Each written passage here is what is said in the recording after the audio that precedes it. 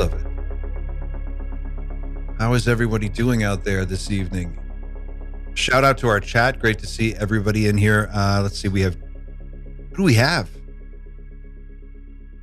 Two Wolves. Fawn Miller. Hey, Fawn. We've got Lassie's in here. Steven Daedalus. Great to see all of you. Prickly G. What's up, Prickly G? How you doing? Seco Activo's in here. He's watching while doing some stuff. Some home stuff. Pavel's cleaning his office. Doing a little cable management. And watching the stream. Hey, we're going to have a couple of drop-in guests today, special guests. We've got a light stream tonight. So we called in a few hired guns. Two surprise guests, and we'll tell you who they are when they show up. The channel, by the way, a little quick channel news. We're up to 44,987 subscribers. We can break 45,000 by the end of the show. If you guys just hit that subscribe button. If you're not already a subscriber, please consider subscribing. It doesn't cost anything. It only takes a second, and it really does help the show. While we're on the subject, shout out to a sponsor. We have a sponsor, and I'm really excited about this one. This is, let me see if I can pull up the picture for Xander.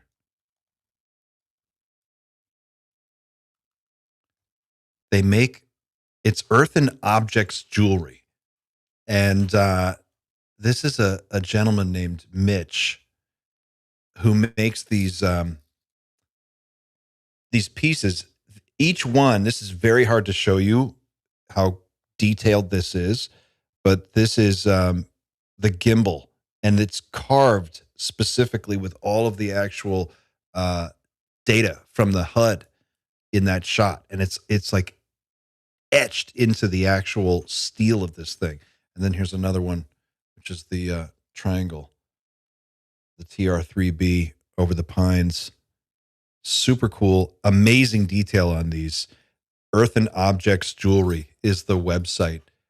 Check them out. They're very, very cool. I'm wearing one right now, which is the, I don't know if I could show you this one.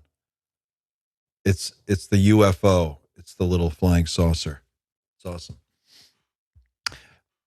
My wife is not a fan, but my son and I think they're super, super cool. A little too jazzy for her. A little too jazzy. She's like, oh, what are you in the fucking secret Space Force Marines or what? It's like, come on. I did wear a Star Trek uniform to school at one time, so I am that guy. Xander, how you doing, man? Where are you? How does it? What do you think? How do you think I'm doing? You look like. No. I don't know. You look. How do you feel? I'm fine. The sunglasses. Obviously, I don't need sunglasses. You should keep them on. Good. No, I can't see what I'm doing. But yeah, I'm good. End of the week. End of a very, very long week. So let's on with the show. You sound a little congested. How's your voice? I'm a little bit. I'm not 100% today, and if I need to be a bit louder, just let me know in the chat. I'll turn myself up. You sound but great. Tonight I sound like the Dreamland Motel. I was going to say, you sound like the Dreamland Motel guy. But yeah, muted.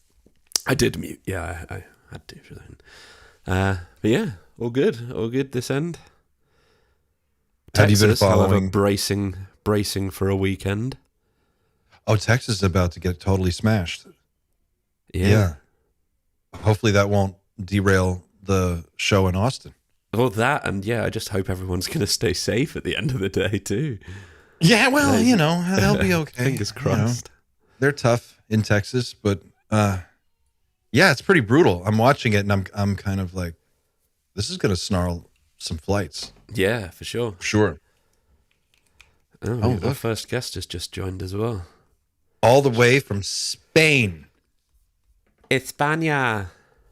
There he is. What up, y'all? Yo. It's Patrick from Vetted. What's up, Patrick? How you doing, buddy? I'm just testing out my new gafas. Mis nuevos You look gafas. good, man. Yeah, I can't see anymore up close. So I'm that guy, and then I take them off dramatically when I need to look far away. You know what I mean? I am becoming that guy. I had that moment this morning where I was trying to read something up close and I couldn't do it. And I Yeah, thought, oh man, that's it. I can. I edit with them. I have to look at my phone. Anything in this range is blurry. How long did it take before you decided you were going to actually get glasses? When did it? My wife, like, enough is enough already. It's probably been close to a year that I put it off. You put it off, and now you're. It's all the editing on the documentary. Yeah, yeah. That's what killed your eyes. I mean, just time. That's what the guy that checks your eyes, optometrist, he just said. I'm like, what's the reason? Am I doing something? He's like, you're just old. I was like, oh, okay. Thanks, man.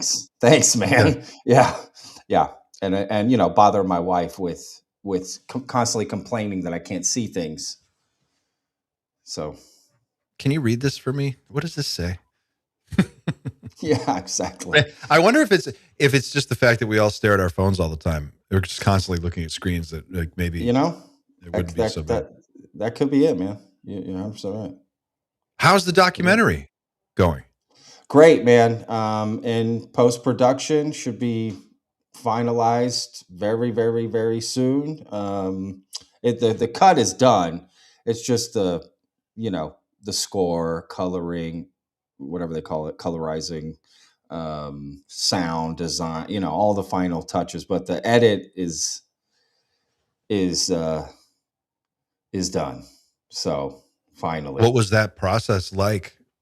How involved did you get into that side of it? Not very involved. I didn't edit, I didn't direct this.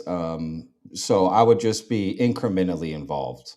They would, the director would call me and say, hey, what about this scene or this or that, or, something he may be confused about, that sort of thing.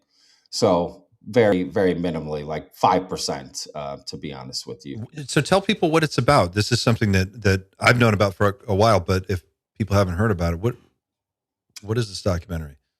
Psionics. It's called Psionics, the minds that summon UFOs. And yeah, it's literally just me going out and hanging out with a bunch of people who claim to have that particular ability. And it's sort of, we branch out a little bit. Think of that as the main, tree, if you will. And then we branch out and I tried remote viewing, spoon bending. I tried some other things that don't end up in the final cut of the film, such as like guessing someone's medical ailments, teleporting animate objects. I'm trying to think what else. That's, I think, like messing with AI and like it being, alien and like communicating with it in that way. This one person that I met with was convinced that was what was happening. I think, didn't Jacques Vallée didn't he just say basically that? Yeah. At the James Fox conference, he, I've got the full video actually, somewhere. Hold on. What did you make of that claim, Patrick, that AI had something to do with intelligence? I mean, the claim itself may be, I don't know enough about it, but the woman's particular claim, I can see why we didn't include it, because she had basically prepped it with documents she had made, PDFs. And so she's fed it these PDFs, and then everything was being asked off of those. And I'm like, well, that, I don't know, that, you know what I mean? That kind of seemed like a leading experiment, if you will. So I was confused by it, to be honest with you, but we had done a lot that day. It was my Jedi training day. So it was like 8 hours straight of one thing after another. And it wasn't just me, it was me and Gino from the Y-Files. So him and I both did this Jedi training day. It was a blast. Don't get me wrong. It was a blast. Was it actually called Jedi training? I'm trying to think if I said that or she said that. I can't remember. I might have made the joke and then she kind of went with it. Like, yeah, it's kind of like your Jedi training day.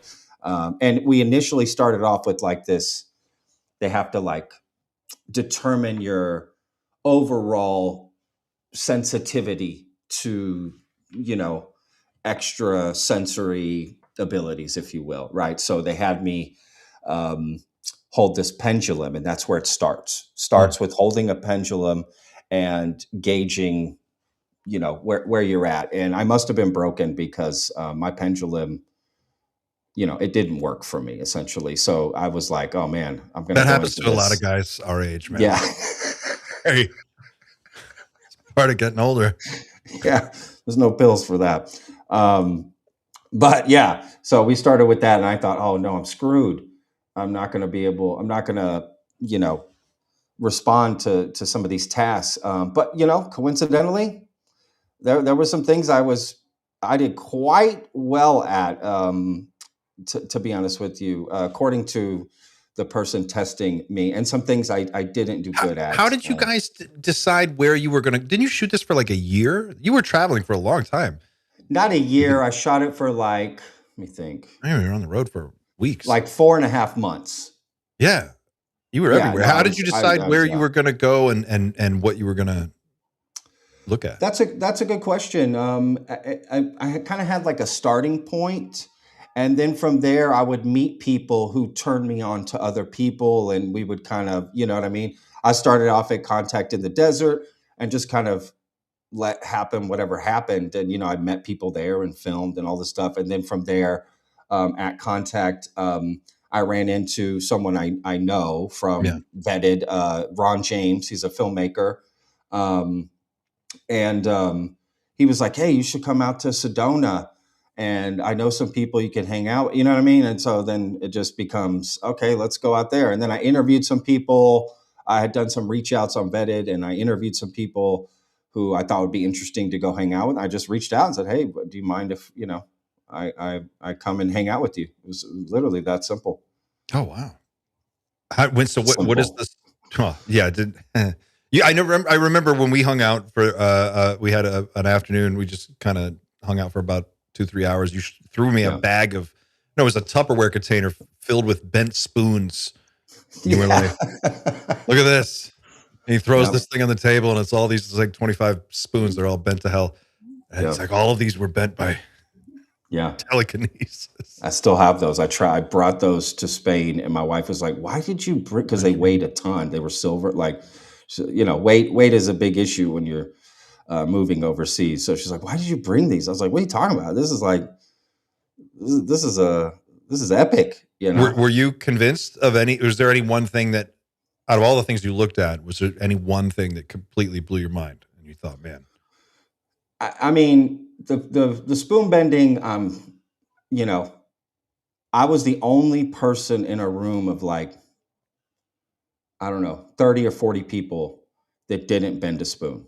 I was literally the single person that it didn't happen for over like a 2-hour period. We did it for like 2 hours. Gino bent a spoon. He also, according to Gino, like he bent a fork with his mind, like, you know, so that was crazy. Did they try? Is there like a trick to? I mean, there's like the trick of bend. You know, I know that people do it as a sleight of hand thing, but when they were teaching you guys how to do it with telekinesis, was there some way that they instructed you? It's like, this is the trick. Yeah, I mean, they have a whole protocol. There's a whole protocol, and apparently there's different ways to do it. The woman that had done it for us and set it up, her name is Zenka Caro, and she trained with Uri Geller, which, to be honest, was a red flag to me because I think Uri's been busted faking that. But regardless, I went in with the open mind, and essentially I was a little confused by it because I thought we were going to be using our mind the whole time to bend everything, but that's not the case. It was only at the very end that we used a fork to try to, you know, bend with our minds. But the spoon bending was with your hand. You bend it with your hand. So I'm like, well, I can bend it if you want me to, right? Like, am I just supposed to bend it using my muscles? That doesn't sound like, that sounds not what it's supposed to be. Yeah, I was confused, but other people were saying, what did they say? Oh, it turned to butter. Like it became so flexible for them. They were able to bend it with no force at all. And that just didn't happen to me. I thought you were supposed to like be able to just sort of lightly touch No, it and it bends like a no, no, cheese stick. not in that situation. Maybe there's other. Again, there was like two other Weird. quote professional spoon benders there as well who do their own classes, and they have a different way of doing it. So I'm not an expert on it by no means. And to be honest, I recommend it to anybody. It was fun either way, like to do it. It was a lot of fun. And I just recommend people try it for themselves. Is there what is the target release date for the documentary? End of May, beginning of June. Okay. And do you know where it's going to where is it going to drop first? Is it going to be It'll be Amazon on or? Yeah, Amazon, Apple. I don't know what other platform, but definitely those two. I think it's going to be on a string of different platforms to rent. There's a possibility it releases earlier for some in-person screenings. Where you could see it, in person. But I'm kind of in a weird situation, having moved to Spain, trying to get my residency papers. I can't leave Spain till I get my residency card, so I'm kind of in limbo. I legally cannot leave the country till my paperwork is finalized, and How long? they say 2 months, and I just started that like a week ago. But it can go longer. So I'm kind of I don't know if we'll be able to have the in-person screenings like we wanted to. Fingers crossed. We'll see. Wow. Well, I'm excited to see it. Yeah, man, you're in it. You're in it. I know. I'll spoil that. Clint's in the trailer. Video he sent me is in the trailer. Orbs. Orbs, and dude, your story was fascinating to me. I pushed for that to be in it. Originally, it wasn't in the final cut. And I'll tell this story real quick so we can move on. I recorded so much footage. The only footage I lost was an interview I did with Clint. So I couldn't believe it. It was a terrible interview. I mean, no, it was great. It was in Tampa. It was like, I had all this footage. I mean, I recorded so much. I didn't lose anything. And for some reason, I lost our I don't know what happened, that I either didn't upload it and I deleted it from the memory. I don't know, but for whatever reason, I didn't have. So I had to call Clint and like, hey, dude, I want to put you in, but we've got to re-record that interview over Zoom, which kind of sucked, or StreamYard or whatever. That kind of sucked because Clint told the story so well in person, and I just wanted to use that. But either way, we got to do it, and you did a great job, man. And I really appreciate you, opening up like that. And that's essentially what the film is. It's just people opening up and telling their stories. And I went in open-minded and I was a mirror, right? Just reflected back. And then the director, he's not from the UFO world, but he took a very open-minded approach to this and wanted to show it as open-minded as he could. And I think he did a great job. It's got a great balance of skepticism, belief. It's me. It's vetted. It really reflects how I approach this topic, and I appreciate that. Have you been following the press conference that James Fox did and all of the fallout from that? Yeah. Oh, the fallout. Well, I don't know about the fallout, but I live streamed it for like 4.5 hours or something, or 5 hours. I mean, oh my God, I thought I was going to die. Tell me what you think about it. I didn't catch your live stream because I was streaming it too. So what was your reaction? Even though there's some parts of the case that I'm skeptical about, I still find that case very compelling. That case is what made me start vetted. Was it the Varginha case? Yeah, the Varginha case, because I interviewed James Fox on my other podcast that I had before called Lone Star Plate, and I was so taken aback by that documentary and that story and my interview with him. And when I was looking to do something new, I was like, I want to go into this, right? So that spawned vetted, man. So that case, I find it very compelling. There's just so many moving parts to the case. Again, there's still some red flags for me and some parts that I'm skeptical about, but either way, even if you remove one piece, it's like, well, what about all these other people, right? So it's like, What it's did you? such a What compelling was case. from the press conference? Did anything jump out at you as giving you new context or just a new data Oh point? man.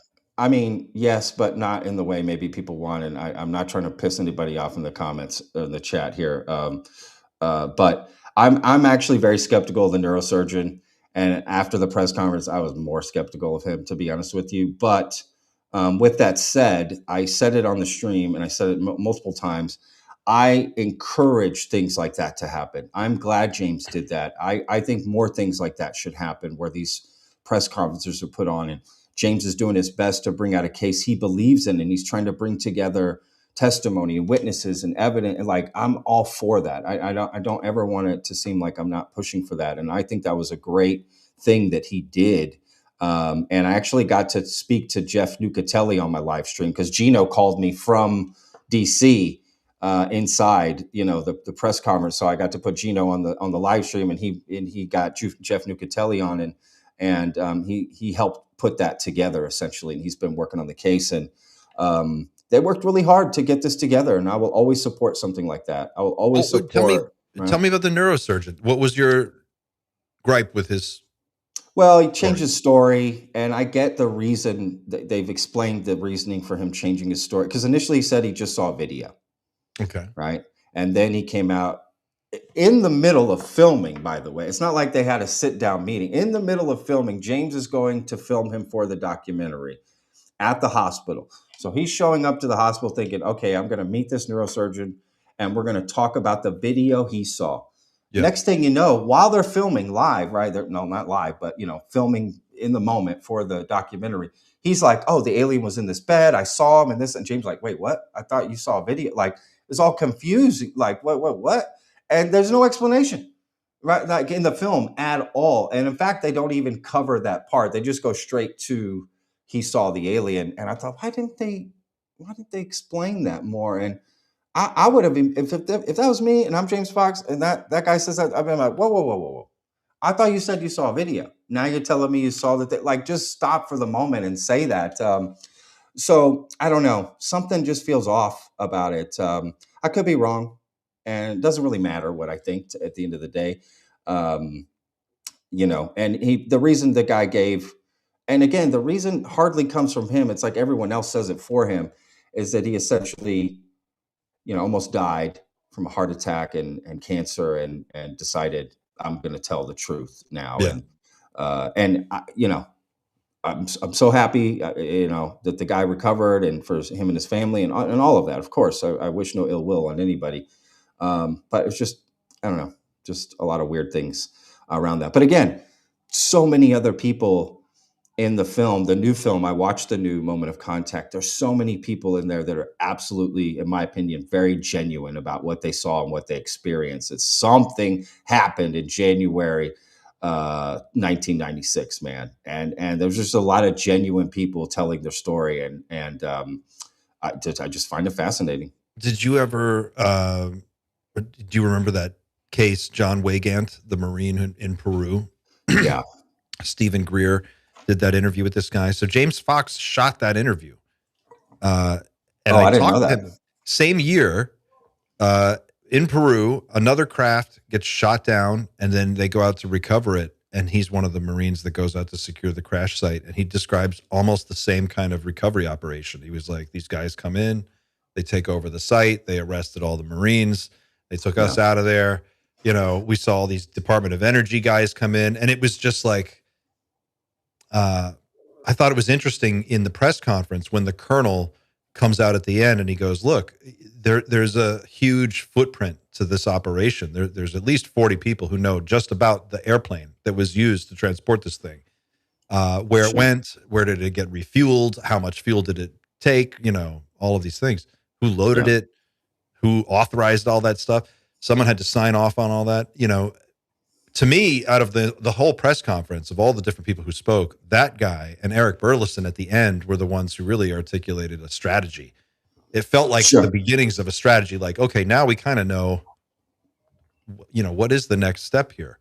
I think that's what's frustrating about this stuff, is that it feels like, I believe the witnesses and I believe their testimony, and I take them at their word that they saw what they say they saw. But then the question becomes, okay, but what next? Where do you go? Where Yeah, do you take it? that's a great point, man. I think they're trying to shake the tree, see who else comes out, right? Which again, that's why I support um, work like this, is Yeah. because you could see what shakes out of it. But I agree with the colonel. He said basically, if Colonel Paper this, Trail. yeah, if the colonel, that's funny. It's actually my safe word now. I love. I say Colonel Paper Trail. Oh man, mine's watermelon, but that's funny. Yeah, I thought, he basically said if this happened, there would be all of these people involved, and he's right. And I think it's good to point that out, and maybe they'll find some more information about that. We've got our next surprise guest is here. He's in the green room. Are you driving? Not right now, no. he's also Clint, no relation, from UFOB on Reddit. What's up, man? How you doing? Hey, how's it going? I gotta run somewhere at 2:00, so I figured I'll just get there and then hang out with you guys for a bit. So Yeah, you were there. You were at the press conference, right? What was it like? very professional. It was cool. All these faces that you see online and in the documentaries and stuff, and they were just right there in your face. It was pretty cool. It was busy. A lot of people were there. News was there. News Nation was there. Um, I got to meet all the people, the witnesses. The colonel you were just talking about, I sat next to him at dinner and talked to him all night long. Um, really nice guy. Really nice guy. So, Did he tell you anything that made your ears perk up? no, he didn't. He said everything that he can say, and there's not much else that he can say. Really, my whole experience on that trip was just getting to know these people. Uh, you know, figure out what the legitimacy factor was with them. They don't seem like people that are making anything up. Nothing was awkward or felt off with any of them. Any of them. Even the witnesses from Brazil. The Yeah. translators were there hanging out after the press conference. We had a big dinner afterwards with all the people. And the translators hung out, and I had whole entire conversations with the witnesses, and just telling them happy that you came here. Thank you for being here, sharing this with us, things like that. What was your sense of the vibe there about, not just the case, but the disclosure movement in general? Like, where is that with these folks? Uh, it's gaining traction fast. I think we're really close. I've always been, I guess, more skeptical of it. Anything big happening just because of how the government is. They're at this point they're protecting national secrets. They know that now we know there are things that they're working on, and they've got some really advanced craft, and it probably got some super tech in it that maybe is reverse engineered, but they can't tell us everything. So I feel like they're just going to keep closing the door, when we get right up to it and start knocking on it. And that's where we're at. But I think that the movement now is just getting the word out to people that were maybe unaware. There were a lot of grumblings about this not being an official press conference. It's just a press release that he funded and did, James Fox. But that gets the word out to a lot of people. People will see it on the news, and they'll see it in social media, and then they go, "Wait a second, who is this guy? What is this documentary they were talking about?" And then they go and watch it, and then it just goes viral all over again. It feels like, or at least it felt like on September 9th, Xander and I were there. It felt like there was I don't know, man. It felt like there was an energy to it. There seemed like there was the crowd was hyped up and excited and very cool, but energized. Did you have that same? Yeah, it was the vibe? same. Everybody that was there, the room was packed, and it was everyone there was excited, and everyone there was an enthusiast, an experiencer, or just very interested in the topic. I spoke to people from that I don't know who they were. I met them that day. I haven't seen if they have a website or if they've got a show or something like that. But people that were doing all kinds of stuff in space. There was this lovely couple I talked to for a while that is doing work with the Monroe Institute. We talked about some of the experiments they're doing with the gateway tapes. There's a lot of that. There were several people that I talked to that day and into the evening that are working on the gateway tapes, that whole process, and then introducing, I guess, psychedelics into it, in a medicinal way. Not, they're not just out partying, but they're in a very controlled experiment type of way to, I guess, expand their minds and open things up. And they said it acts like a catalyst. It can multiply it 100 times the experience that you would normally get. And so there was a lot of talk about that, which is new to me. I haven't really gotten too far down that road, but I will now. I'll take a look at it. I know there are some people who are really into there's hardware you can buy off the shelf to measure your own brain waves, like home EEG kits and stuff. Wow. And people who track all this stuff, and then they'll do trip logs, and it's getting pretty complicated. Like before I started the Dreamland Motel, that first project that you were involved in as well I was going to be looking into binaural beats and effectively what the Monroe Institute uses and stuff. And we interviewed a bunch of people. Birdie is the person you're talking about with the EEG machine. Like she uses it to track her progress. She still uses binaural beats like all the time to basically just like kickstart her brain, because obviously your brain just reacts to stimuli. If you need your brain to sync up with a particular frequency, it will do it. Like, and that's not coming from a woo-woo angle. Like, the binaural beats do technically work. It's just whether or not they have the effects that people claim that they actually have. But your brain does sync up with a particular binaural beat when it's played into it. It's really, really fascinating. The only reason we didn't do that project is because I had no idea what I was doing. Like, far too ambitious for somebody who'd never put anything online before. But would you ever go, Xander, to Monroe and do the whole training? Yeah, of course. Yeah, I would. I mean, we spoke to Chris Ramsey about it at length because he's been there, he's done it, he recommended it, he gave us some great contacts to then go and follow up with. But as I said, possibly something we should pick up again in the future when we get time, because I think everyone talks about last year being the year of psionics. This year's the year of the body, apparently.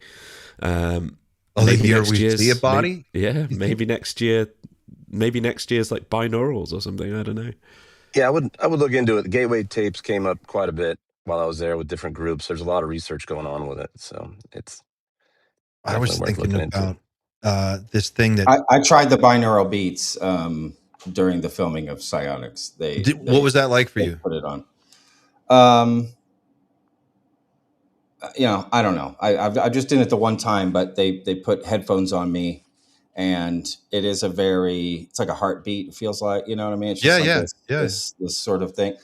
Whether it worked or not, that's tough. I guess I would have to do both ways, and I didn't do that. Like without it, with it, I don't know, but I definitely felt that it helped me lock in, if you will. Xander, I've used them to go to sleep. They got those videos on YouTube. You can play them while you're falling asleep, and it seems to work. You wake up pretty clear-minded. I always wonder, and Xander, maybe you can answer this as a sound expert. Like, does it matter what all of the different settings that your headphones can have? Right, like AirPods have like 4 different settings. No, essentially noise canceling. You just need stereo. That's all you need. Like, all your brain needs to recognize is that there's 2 differing frequencies, one in each ear. That's it. They can be any. I mean, it can sound horrible. I don't advise people to listen to music that they don't like the sound of. Like, I would love to do some binaural beats that are actually pleasant to listen to. But to get it, essentially a binaural beat is triggered by something called dissonance. So, like, the frequencies literally have to misalign, i.e. they are not producing a harmony. So it sounds unpleasant. So you've got to try and find a way to make that sound pleasant. It's very difficult, but I think it can be done. Unfortunately, a lot of the YouTube videos that you do get, they're just not binaural beats, unfortunately. They just sound really nice. I like the pure tones. I want it to sound like I'm at the hearing Patrick, test. It's that wobble, isn't it? It's the wobble between your ears. That's essentially what you need. It's as simple as that. And there's loads of ways to achieve it. But I love that idea of like putting the headset on, tracking your brainwave activity with an app, logging it, like getting a data set on that. Then you can like work on how quickly you can drop into that brain state.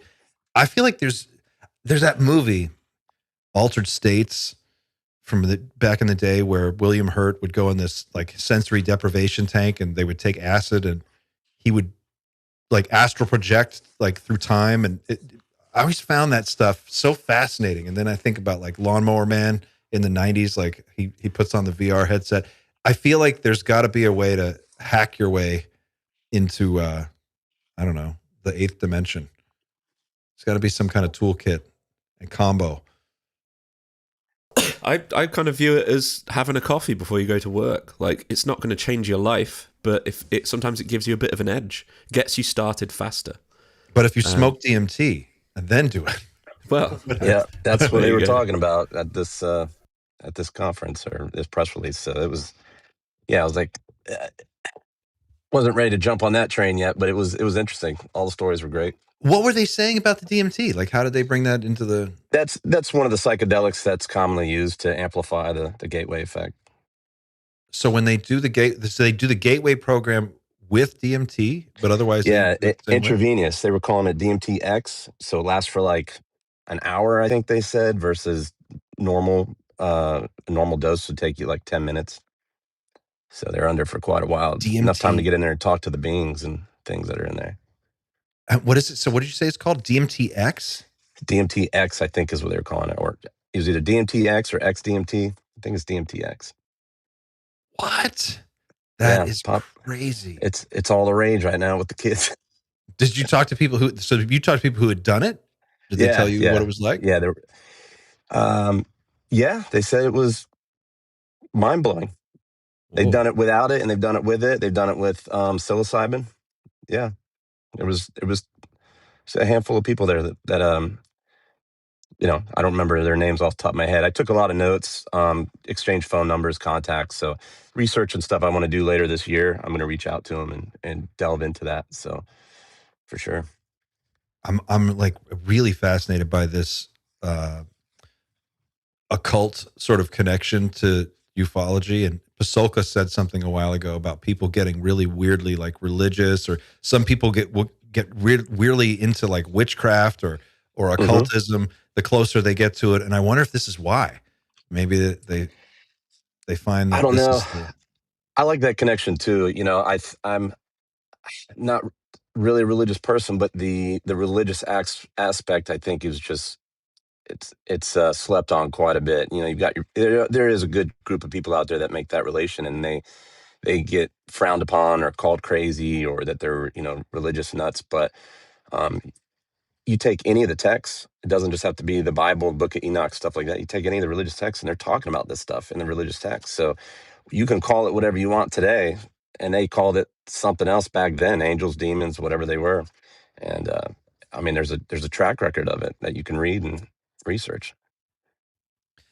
Yeah, it's like they have a vocabulary for it. There's a framework that all this stuff fits into, and they actually can talk about it in a way that we just can't. We're like, well, what is it? Is it a light, or is it a saucer, a flying saucer, or is it a right? Yeah. So the biggest takeaway from the whole trip was I was there two days, and 3 days. I left the third day. But talking to James, had dinner with him, sat across from him, asked him a million questions, a lot of stuff off the record that he entrusted with me. I said, is there stuff that you've heard that you can't really talk about, but that you got answers from? And he said, yeah, lots. And I was like, can I ask you general things that you can either yes or no? And he said, well, yeah, shoot, I'll answer what I can. Yeah. And I just said, hey, is there anything to be, he touched on this in the Danny Jones podcast, but is there anything to be worried about? Friends and family, should you be worried about the future humanity, the earth, cataclysmic stuff happening? And he said, from everything he's heard, no. He said, we'll be just fine. So that was good. That was reassuring, I guess, coming from somebody who's talked to people that supposedly are in the know. Yeah. Wow. So did you talk to anybody who's working on abductions or beings or bodies are like producing some kind of evidence this year? Anything He upcoming? said he's leaning that, or not that he's leaning that way. He's working up to that. You can't start out with that. He says if you look at my body of work, it started out early, the early stuff, the easy stuff. Which I mean, a lot of us when we watched the first few, it was like this is stuff we've seen. But I mean, Yeah. I'm on Reddit all day long, taking it to the face like a fire hose. So I've seen and heard just about everything out there. I'm numb to it. But he said he's working his way up to that aspect. It's not something you can start off with because it'll, people just look at you like you're a loon. So if you can build up a base knowledge and then slide into that and say, hey, this is where things are at. He said that's what he's working towards. He's working currently on a documentary. I think he said there was a couple he's working on. I think one he's wrapping up, one he's starting. He was filming for that, either the next one or multiple at the press event. So the guy's very busy. He had a full production team. There's more to come from him. He was fantastic. Wow. Thanks for sharing your insight, man. That was cool that you went. Yeah. I got asked. We helped him on through the various subreddits, the different UFO subreddits, to push the program about a year ago. Yeah. And get the word out on that. And from that is where we spun off with the we got all the subreddits together and said, hey, let's work together. Let's do some AMAs where we get everybody asking questions from all the subreddits. We formed another group called the Anomalous Coalition. It's got a YouTube channel, and we post all of those AMAs there. And so it spun off of helping him with the with that documentary. And then one of the people on our team that was working super closely with him and his production team said, hey, would you like to come out? We're gonna meet with him. We can ask him questions while we're there. I know you kind of live in the area. And I said, yeah, I'll make the trip. So it was fun. That's awesome, man. Are you going to be, you said you're going to be in Austin or no? Are you going out to the thing? I'm going to try, man. I'm in one of the areas. I'm in the mountains in North Carolina. I'm one of the areas that's going to get affected by this snowstorm. So I get to see what's going on with that. That might jam up some work stuff that I already had planned. I've got clients and stuff. It might back up my schedule. So I'm trying. So it's high priority on my list, but we'll see. I'd love to get out there, hang with you and the guys, pick everybody's brains. I've got a project early in the works that I want to start doing as well. It'll be like a podcast, but more like a TV series format. And so, I got to get out there and start doing some homework. I got a lot of notes and names and contacts from this one, and I'll be around doing more this Dude, year. that's awesome. Well, hopefully you can make it out there. What's the name of the YouTube channel one more time for people who want to watch those AMAs? That's Anomalous Coalition. Anomalous Coalition, guys. Go to Anomalous Coalition on YouTube and check out the AMAs. Yeah, it's just the different subreddits. It's like doing an AMA, but video style, and the users submit questions. We take the best ones, and then we submit them and post them to the whoever the guest is. We try to get multiple guests at a time. We've had all the big names on there. We had Jacques Vallée was one of them. Leslie Keane has been the host for the last several. It's been good. We'll see if she's going to come back. I don't know if she's going to do more. They asked me if I would start doing them. I might. We'll see. I've got a little bit of free time to do that, but it's a passion project for everybody involved. Did you catch Jacques Vallée's video at the press conference? What did you make of that? Yeah, I was there. It was cool. I was hoping it was going to be live, but it wasn't. That would have been amazing to meet him. Do you have any thoughts on it? I'm numb to everything, man. It's stuff I've heard before. Yeah, me too. I see stuff before it comes out, and then it gets knocked around on the forums and picked apart, and then usually degrades into people calling him grifter and this and that. And yeah, the whole life cycle. Yeah. So what I find, you'll probably notice this more than most, being the fact that you have to be on Reddit like all the time. I find that there's, and not necessarily incorrectly so, but there's such a trust issue on Reddit, on the internet in general. But you've just described the same sort of experience that myself and Clint had in Washington, where you go and it's like an entirely different narrative is playing out, because you're there literally in front of these people. There is still something to be said about actually meeting somebody like the surgeon, for example. There are the cues, the human cues that we've evolved to read in person. You don't get those on a camera. You don't get them in any movie unless it's an incredible movie. It's very difficult, even for somebody like James Fox, and he does a good job of it. But to bring that level of emotion out on a camera it's like Oscar-worthy difficulty. Like when you're there in person, it really is completely different, and it's very easy to make assumptions online versus literally shaking hands with the guy and going to dinner with them, for example.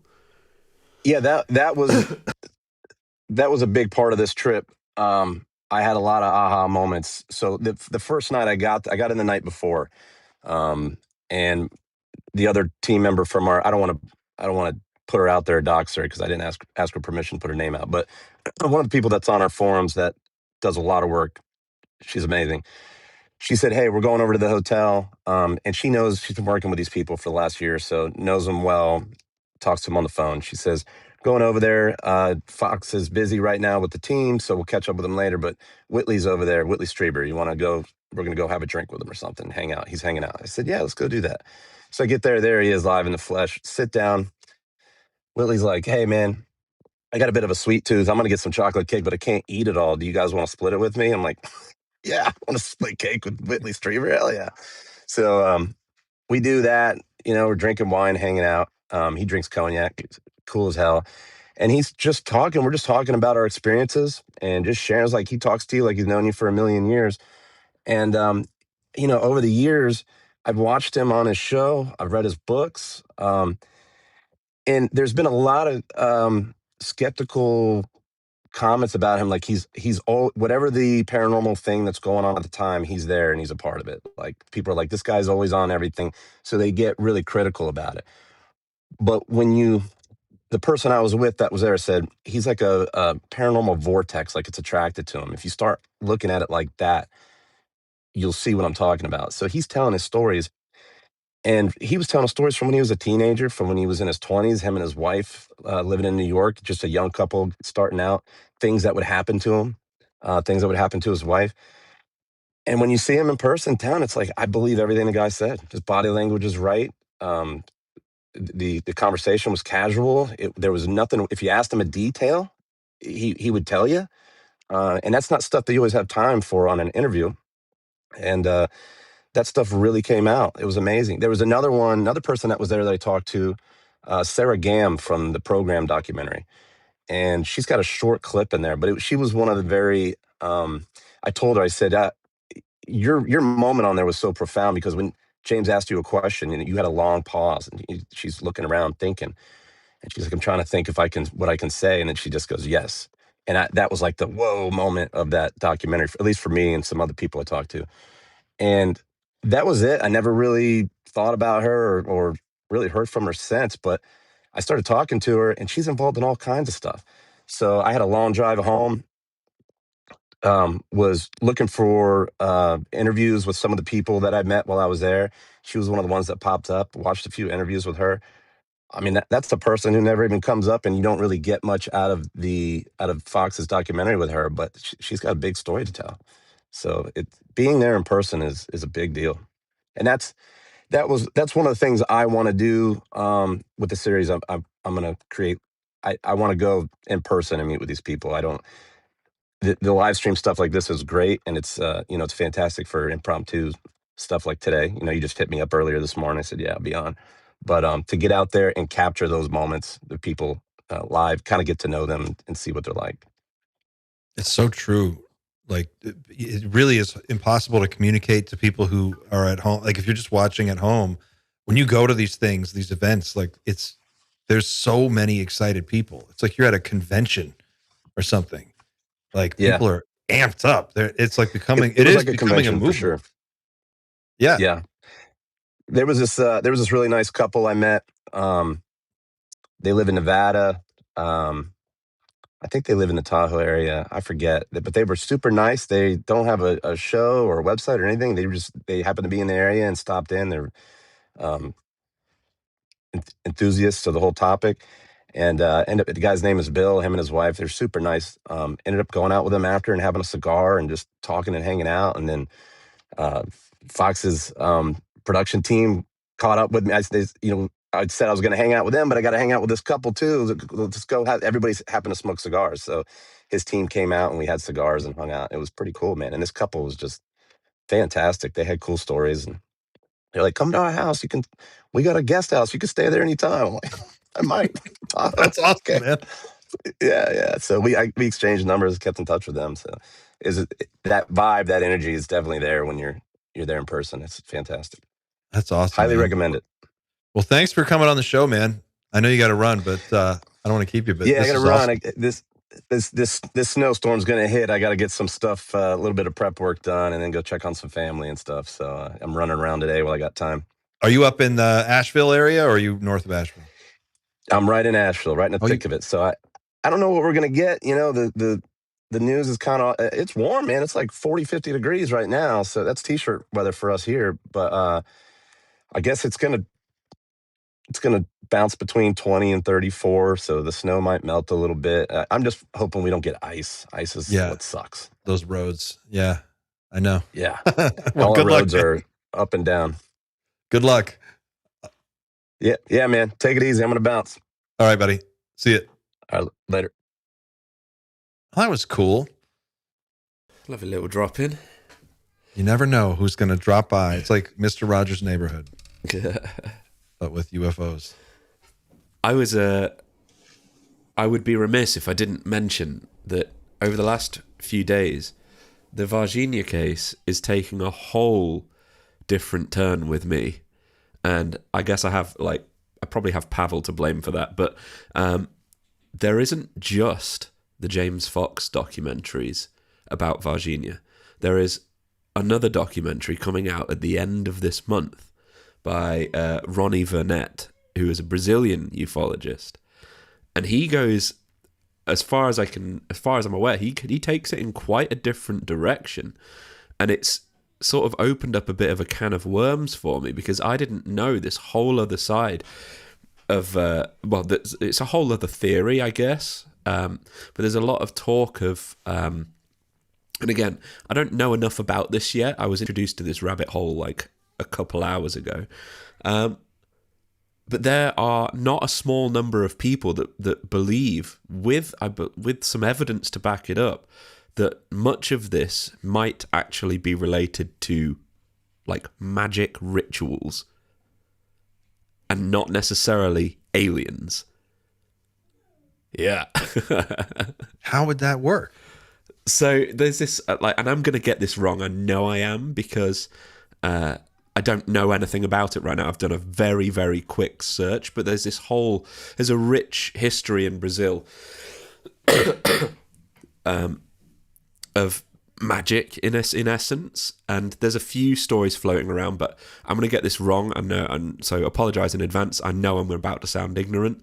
There's this whole term called macumba, which is a broad term for sort of Brazilian Afro religions, and it's they represent candomblé. I'm going to get this wrong. Candomblé and Umbanda, and apparently within Umbanda, and this is practiced. It's quite common within Umbanda. There's a lot of black magic performed, as in they do a lot of rituals and summoning, and somebody in the chat said Brazilian witchcraft. It's effectively that. And without speaking for this documentarian, it's Ronnie Vernet, because I haven't seen the film, obviously, and I'd like him to be able to present his own evidence, because I don't know it. He's quite a credible guy. He's one of Brazil's leading ufologists, and I believe he's coming at it from a different angle. So I'm going to be watching the hell out of that, and I think it's out. On the 31st, I think it is, and it's just going up on YouTube. Okay, I'm looking on his channel. I found his YouTube channel. I'll post it in the chat. for people who want to. So real quick, Yeah. I don't mean to interrupt, Sandra. So this is fascinating. I hadn't heard this.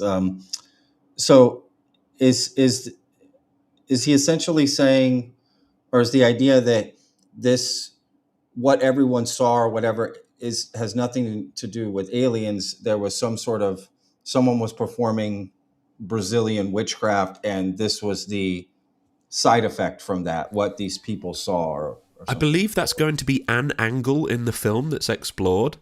Got it. Again, I've not seen the film, so I don't know. I know in the Sure. actual, like the poster, directly has.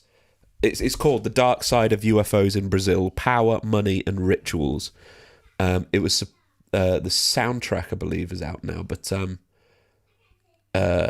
yes, it's contrary to the poster, which I'll share actually, may as well. Contrary to this poster, which says January 20th, where is it? Here we go. So contrary to this, it's actually not January 20th, it's January 31st. So yeah, I'll read his post quickly. After more than a year of field investigation, my new documentary is ready for release, and it uncovers decades-long black magic ritual experiments conducted by millionaires in the city of Varginha to summon hybrid human-animal red-eyed creatures carried out in the same forest where the alleged aliens were reported.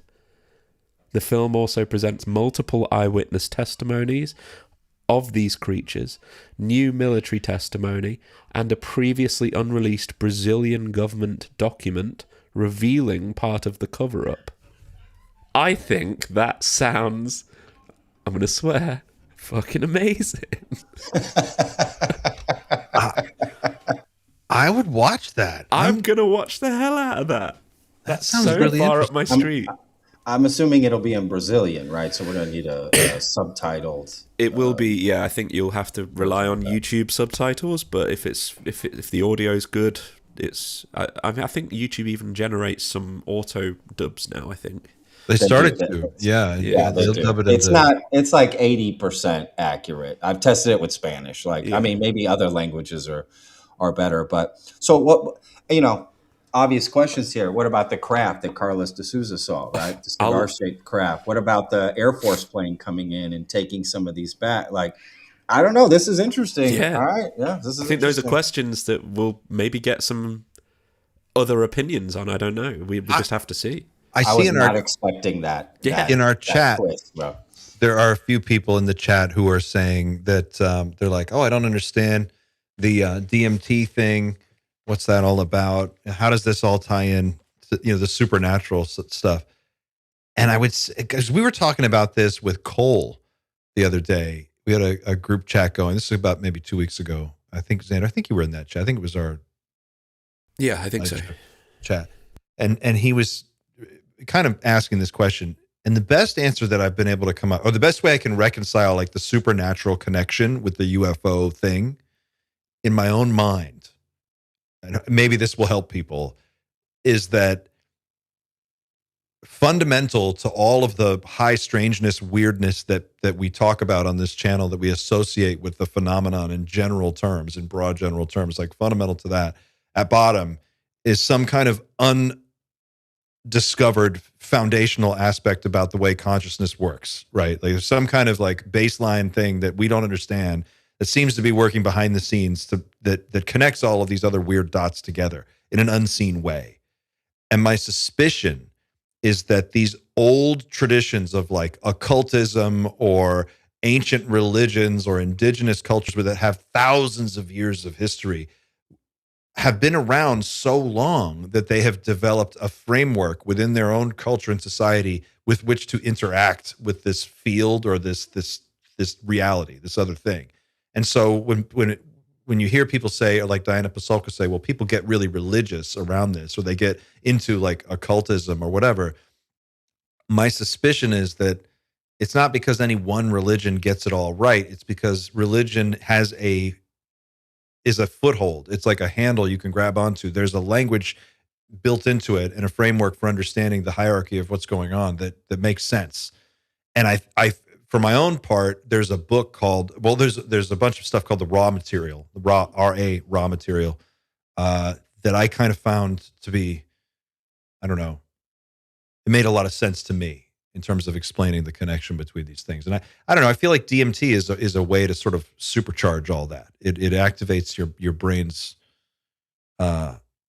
ability to operate on the mental plane in a way that it's just not able to operate. It makes you wonder if there's maybe, I mean, there's loads of different kinds of theories, but if that's like what people experience on DMT is actually closer to the ground state of things, and it's the stuff around us, particular environments that we've evolved in that just inhibit the reception of that sort of experience. So the idea that I always go back to the idea that, you know, Edgar Mitchell out in space, he experienced something like a spontaneous awakening, just coming back from the moon, and like it came out of nowhere. He had a slight interest in it, I believe, but he experienced this, what he called a universal consciousness. It's probably a big part of the reason he started the Foundation for Noetic Studies, or whatever it's called. Mm-hmm. There's just part of me that's always thinking, like, this shield that we have around the earth that is protecting us, it's keeping us alive, absolutely. But with what cost?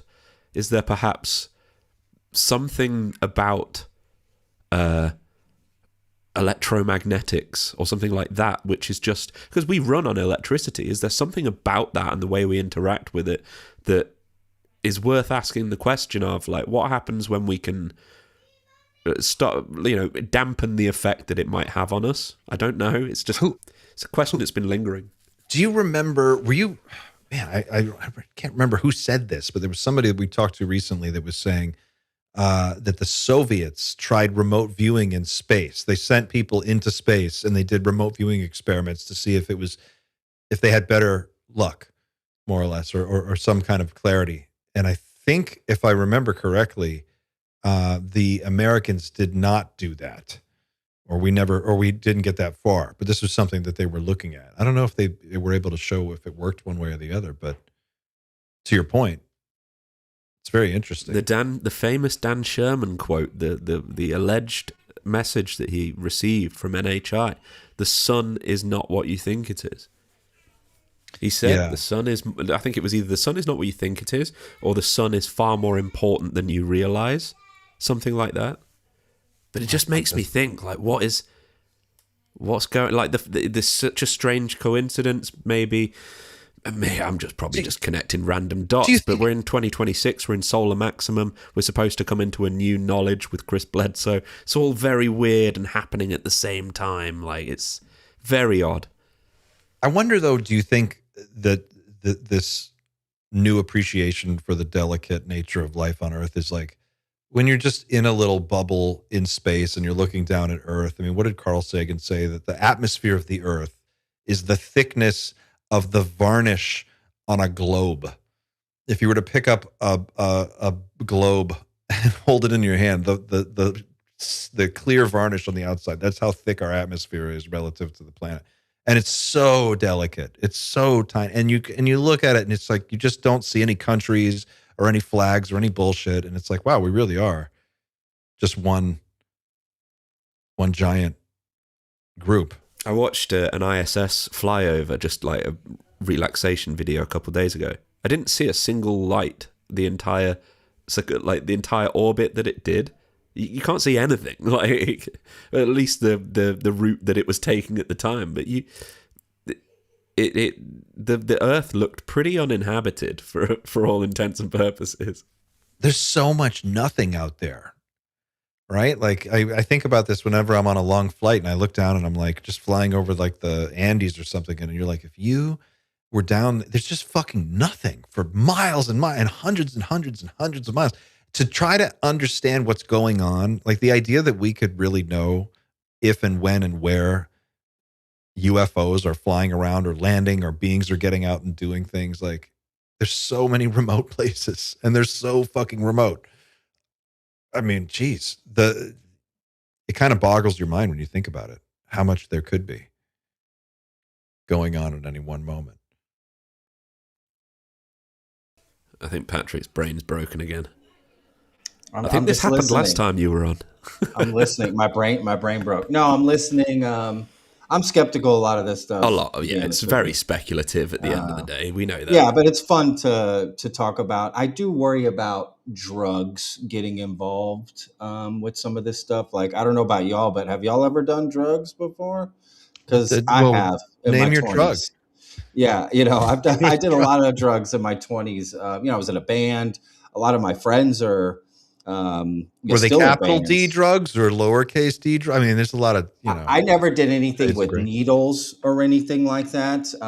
Never anything like super hardcore, but I definitely did some things, to expand the mind. And when you're on drugs, you can't trust what your mind is telling you or what's going on. And so I don't know if that's, I don't know. I'm very skeptical of that, but anybody do whatever they want with their own life. I mean, of course, but to run with those thoughts it seems counterintuitive. It's like, well, we haven't yet explored the sober mind and figured that out. And now we're going to be implementing these drugs to try to, I don't know. I just think people should be careful and not, jump away with that too much. I think I would just worry about certain people who are teetering on an edge to then be taken to the other side of that. But I'm not trying to be the old guy on the porch. But I don't know. I'd be very skeptical of that. And I remember a contact in the desert.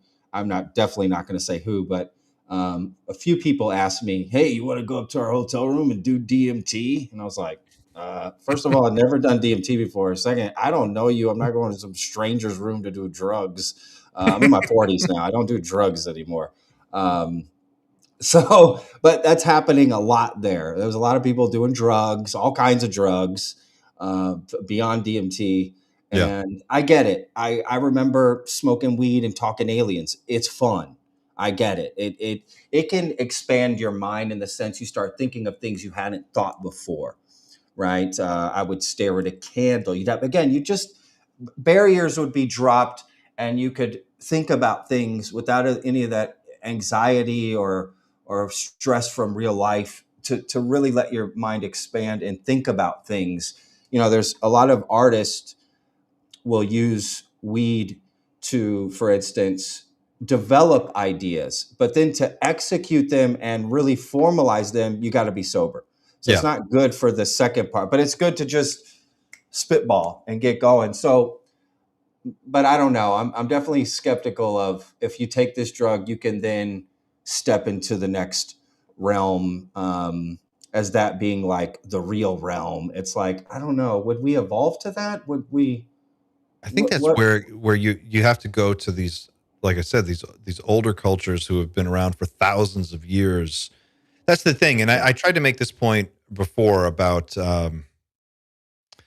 I made it really poorly on the Danny Goler episode. And I think what came out was not really what I was trying to say, but what I was getting at was that there seems to be, particularly among the Silicon Valley crowd, this idea that there is some kind of like shortcut that you can take, that you can just like load a bunch of DMT into a vape pen, and then you can access the next layer of reality and get some kind of useful information out of it. And there is, which is completely opposite to what like the traditional path that someone might take, where you have a guide, you have a shaman, you prepare for like weeks, like you fast, you go on a strict diet, you purify your body, you purify your mind, you purify your thoughts, you focus on an intention, you go to the room, you sit down. Like ayahuasca is awful, it tastes awful, it's like you would never ever in a million years do it recreationally. It's like you have to really be committed to an awful experience to go in. And then on the other side of that awful experience, you get this amazing insight that is like unlocked by your demonstration of discipline and, purity of intention. And I feel like that's the thing, that's the secret that we don't have it in our culture. We think like, oh, okay, this drug puts me into the right mind state, so all I have to do is add the drug and then I'm there.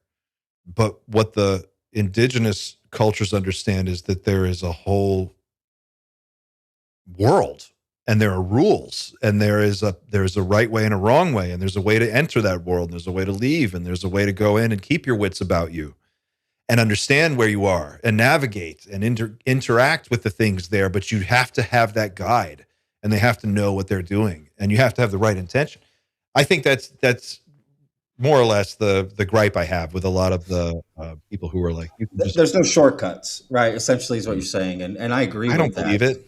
I don't think there are shortcuts in life. Anyone who's of a good age has learned through life, like there are no shortcuts. Like you can't just, like you said, pop something. So I actually do appreciate the ayahuasca experience a lot more with all of that preparation that goes in, and it's taken seriously. And again, what I think it does more than anything is it drops the veil. It drops these walls so your mind can fully expand in a way you can't in your normal daily life, because we're anxious human beings who are very complicated and have to deal with society and the real world and traffic and work and bills. And when you can let all that go, your mind can think a lot easier about things, and you can, It breaks you that know, conditioning. There's a yeah, cultural it breaks conditioning, that. Exactly. It right? breaks that That conditioning. You can confront problems and issues you couldn't before in a it, way it's you it's couldn't before. it's baked into your brain, this cultural conditioning of like, I've got to go to work, and I have to think about that project, and then I've got to Karen in HR has a problem, and I have to, whatever.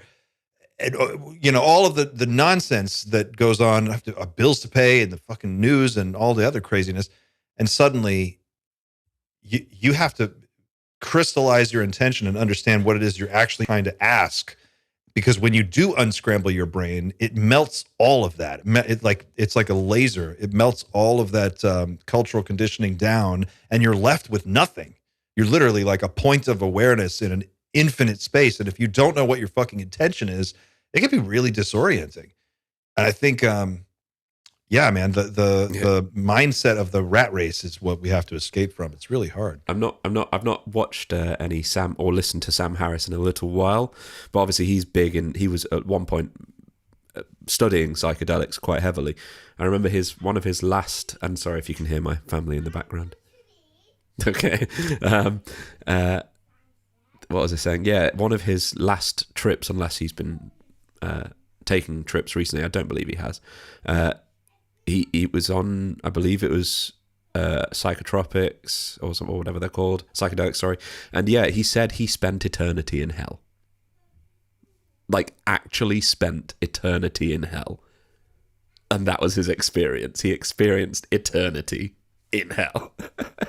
So yeah, I think you're right, Patrick. You do need to plan. I haven't taken anything like that. I have no plans to, and I certainly wouldn't do it without a guide. I don't feel like I'd personally be ready for it right now anyway. I think you have to let it maybe come to you. I don't know. Yeah, because, anyone who's done shrooms, or especially shrooms, I think, just as a safe guide here, just to choose one, people will tell you, I haven't done it in a long time, so maybe it's changed. It's been well over 20 years, but maybe it's changed. But back then, the thing would be, hey, you got to be careful. You can have a bad trip, right? Because if the elements around you aren't a particular way, you're going to lose your mind. You're not going to have a good trip, right? You've got to have the right elements, the right people around you. You've got to feel safe. You've got to feel comfortable.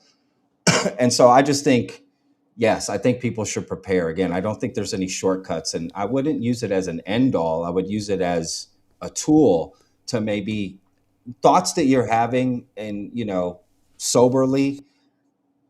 I get it. It's like, hey, we'll go take some shrooms and sit out under the stars and just kind of let our minds wander and have these thoughts. And you can come away with some amazing thoughts. That is true.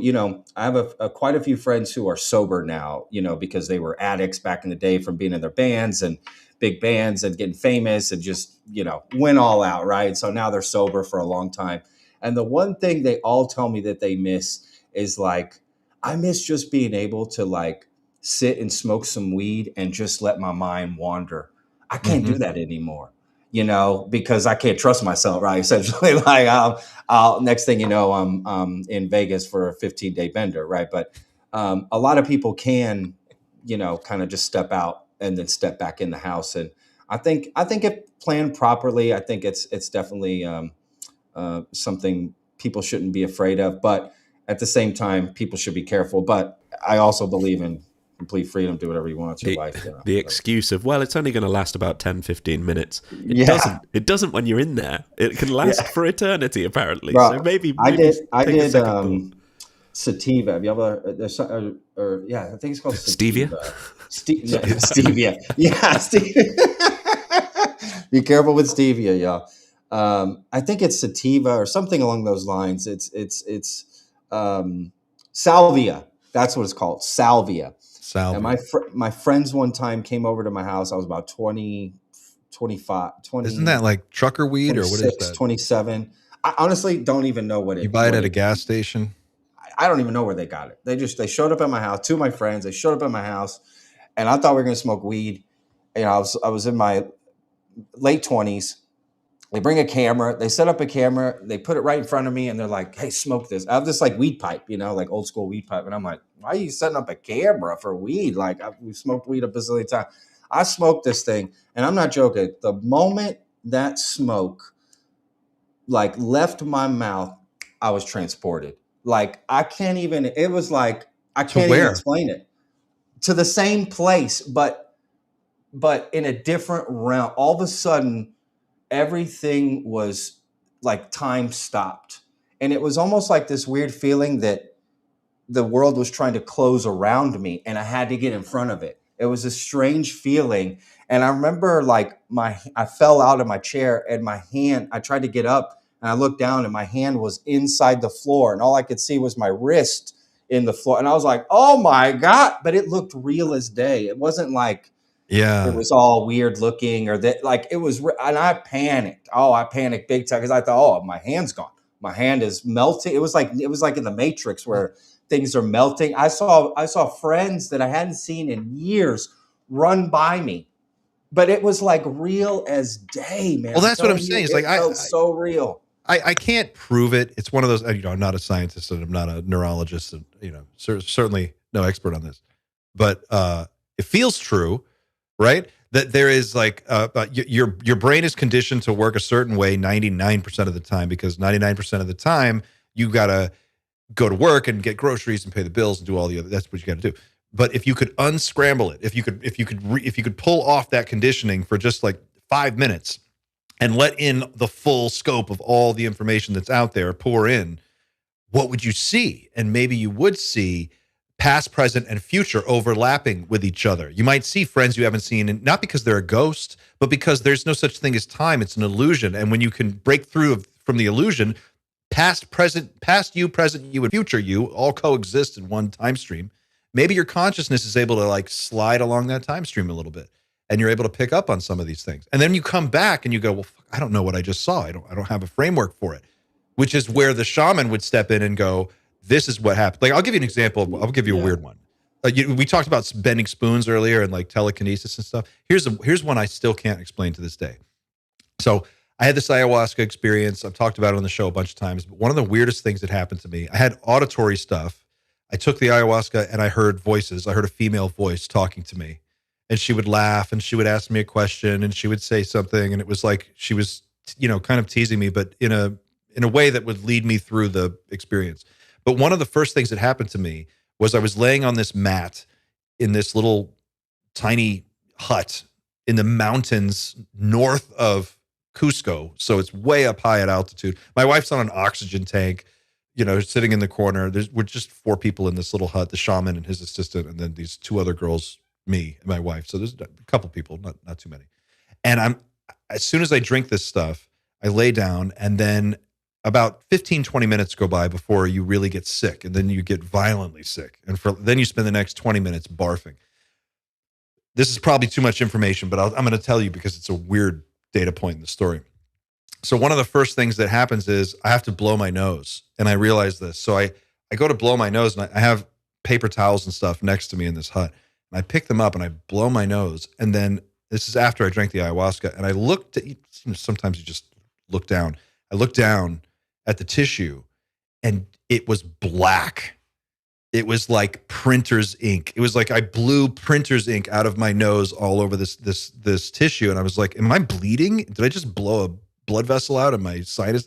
I was still, cognizant enough of what was going on in the room to understand that was not normal and something was really weird about it. But what had been explained to me earlier that I didn't remember at that time was one of the things that the ayahuasca purifies you it's somehow it purifies. And when you're purging, when you're barfing and having diarrhea and all of this other stuff that happens, you're purging a lot of the negativity, negative vibes or mojo or whatever. I didn't know if I believed it. I still don't know if I do. But at the time, that was a really weird thing. Like, why would that happen? Very strange. Wow.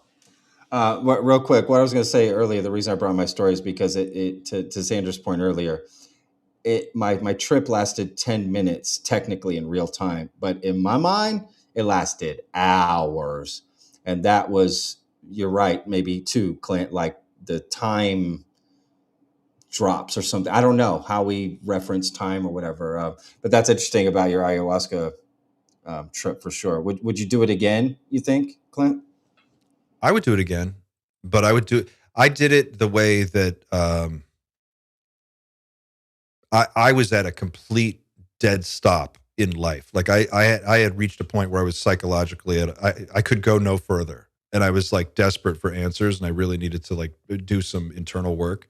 And so I was really on a mission to do this thing. Now I'm not on that mission anymore. I feel like I've kind of overcome all that stuff and gotten to a point where I feel pretty in control. But if I did it again, I would have new questions and I would try to get new insight. But yeah, I would do it again. It's just awful. There's nothing fun about it. So you get this weird, you get downloads and stuff, but you have to pay a price. That's a good point that you just said. You have to pay a price. Perhaps this is maybe a line of thinking that we could explore. Probably don't have time to tonight because it might be a long one. Everyone, is sort of a reasonable theory that we've talked about a few times on this show that really we're sort of on some sort of timer with disclosure, no matter what, because of the development of AGI. If we're not shown it, if we're not told it, if a human doesn't figure it out, you can basically trust that AGI is likely going to figure all this stuff out for us. And up to now, it's always been about, is it going to figure out free energy? Is it going to figure out anti-gravity and stuff like that? What if it's a case that it might actually be able to figure out how we can actually interact with whatever that whether it's true or not, whether we or not we could maybe have that experience but maintain control at the same time. Like we were just talking earlier about binaural beats. That's in essence a really rudimentary technology that some people report helps them reach the place they want to get answers from. And what if AI eventually, 5-10 years from now, can develop a technology like the EEG machine that Birdie has that can literally, you can switch it on and you can say, I'm Xander, like I'm the same person, I'm experiencing time in the same way. I can choose how much experience I need right now of whatever this is. Maybe that's just another thought to think about in future. Like, what? Maybe AI can do that. I haven't thought about that. That's a Black Mirror episode right there. Yeah. I wonder how far you could take it with off-the-shelf stuff today. Like, I have this idea. I would love to build this. This is something I really want to build. I want to build a isolation tank, a sensory deprivation tank that's housed inside of a Faraday cage that is acoustically as close to perfect as it can be. And then I want to use sound harmonics inside the sensory deprivation tank to see if there's a way that you can sort of, I don't know, through frequency achieve altered states. And then you could add that with binaural beats, or you could do other things. But if you could somehow, I don't know, create an environment where once you go into that bubble, you're so isolated that you can't possibly stay in this world anymore. You have to go into a deeper meditative state because you're completely cut off. Well, it also makes you wonder, what if NHI have already got there it might be the case that they are just using a technology like that an AI would have made for them. Like a headset or something? Yeah, it would probably be an implant for somebody, for them. It may even have been like implanted into their very DNA. I don't know. Wow, I like that. They That's may have caused techno-evolution on themselves, not just the AI, evolving itself. Maybe it evolves its, providing it doesn't destroy you, but maybe it helps you evolve as well. And you all sort of integrate and become this homogenous intelligence that's trying to understand whatever that part of experience seems to be for so many people. I think it's worth thinking about in future. I'm going to think more about it for sure.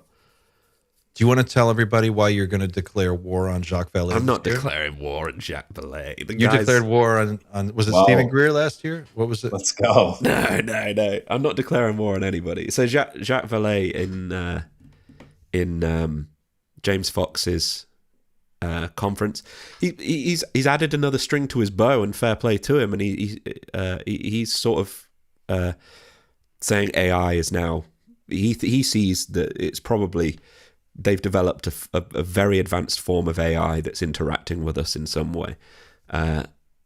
Jacques Vallée is an incredible thinker, obviously, and there's this weird joke going around that I thought of at first. I definitely didn't, because this idea has been going around for a long time, but I do have this hypothesis called the cosmic internet hypothesis, and it goes as far to say as, if it's possible, AI is likely permeating the entire universe already knows what's going on, is probably watching us, waiting for us to come online, make our own AI, which will integrate with it, because it will. It just will. So there's no beef at all with Jacques Vallée, but I found it interesting. He was sort of going that way. And I'm excited for more people to start thinking about this, because I believe, as a logical argument, it makes complete sense at this point. And Jacques didn't change his mind on anything either. He doesn't say that these are exclusive ideas. He thinks this can all be the same thing, effectively. It can be AI, it can be aliens, it can be spirits. They're not mutually exclusive. So yeah, I'm really excited to see where he takes that sort of idea, because he's far more capable than me. Do you guys ever feel completely lost by Jacques Vallée's explanation? I don't feel like he ever really locks in on one clear thesis statement. I don't really know what Jacques Vallée is trying to say, is I think what I'm trying to say. Yeah, I agree with that. That could be some credibility to that, just because he's always exploring different ideas, and you kind of locking in on one particular answer or truth for all of this seems, that's a red flag for me, right? It's like, it kind of makes sense that he's not really sure, just exploring all of these different ideas or thoughts, and never really locks in one way or the other, because nobody really knows what's going on, in my opinion. We've said it a lot on this show, haven't we? That it's the people that say they know for sure, and they're the only arbiters of the truth that you need to watch out for. Yeah. There's a lot of those. I think anybody, the more certain someone seems about what their position is, the more I question that. It seems to be like the biggest red flag. I know exactly what's going on. This is exactly it. Xander is being modest, according to someone in our chat. That's Chris. That's good. If anybody has criticisms, opinions, let us know. We'll read them out, and we'll talk about them. That's fine. You're welcome to disagree with us. Absolutely. A couple super chats. I don't know if you want to get into those. We could dig into those. Two Wolves had a super chat earlier that we didn't get to yet. It's called, any thoughts on Grant Cameron, Canadian who has been involved with the topic for decades? What do you guys think about Grant Cameron? Not to go off. I've interviewed Grant a couple times. I think Grant's a very, very personable, nice person. He's been involved in this community a long time. I like just listening to him. Not saying I believe everything he says, actually, by no means, but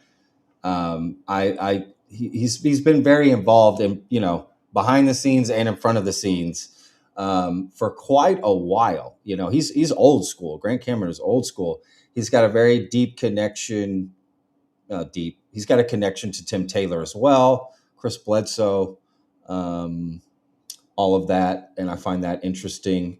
Grant was actually asked as well with Kurt Jai-Mongol, actually, to sort of lead a Canadian disclosure project back in the day, not too long ago.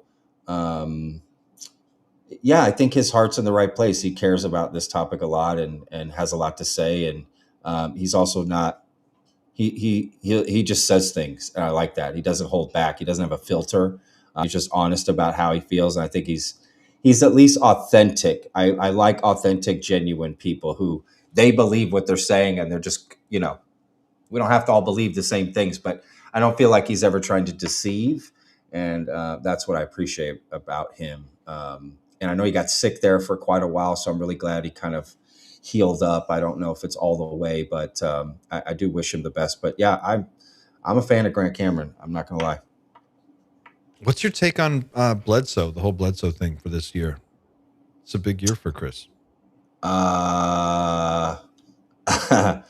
Let me be nice here, diplomatic. You don't have to be nice. You can say, just be honest. Yeah, well, I'm always honest. That's not an issue. But I was also raised with manners. I personally do not believe Chris. I think he's been used a lot by a lot of people. So I don't even put it entirely on him. But I think he's kind of leaned into it as well. I think he does deceive people. I'm just not a fan of deception. What makes you say that in particular? And I don't have any loyalty to the Bledsoe case or anything. Even if you did, it's all good. I'm just curious why you say that. Well, I've seen him share videos of literally out of focus lights and stars. I've been to a Chris Bledsoe Skywatch in person. So I went in person, and he completely deceived the audience there. And I was one of the people he tried to deceive. And he pointed out a plane in the sky. I mean, it's quite literally a plane. And he was like, that's the triangle craft I said would come. And we're all like, that's a plane, dude. And then we figured out it was a plane, the exact plane actually of what it was. And while we were there, he kept telling people, don't say it's a plane. Don't say that. Stop saying that. Stop saying it's a plane. You're ruining the vibe, that kind of thing. It's like, dude, what? Ruining the vibe. What are we doing here, right? And they had this big laser. This was a telling sign. You always got to look for the details. They had this big laser that they would shine in the sky at different lights, right? That they saw, because the sky's huge and everyone's looking up. And if you want everyone to look in the same place, you get a laser pointer. And we used them on shooting psionics too out in the deserts. We had laser pointers. So anyway, they were shining lasers. Well, when this thing flew by, he's like, I have a video. Don't shine a laser at that. I mean, he immediately had to tell the laser guy, don't shine a laser at that. Why? Because shining a laser at a plane is a federal offense. Right? He knew it was a plane.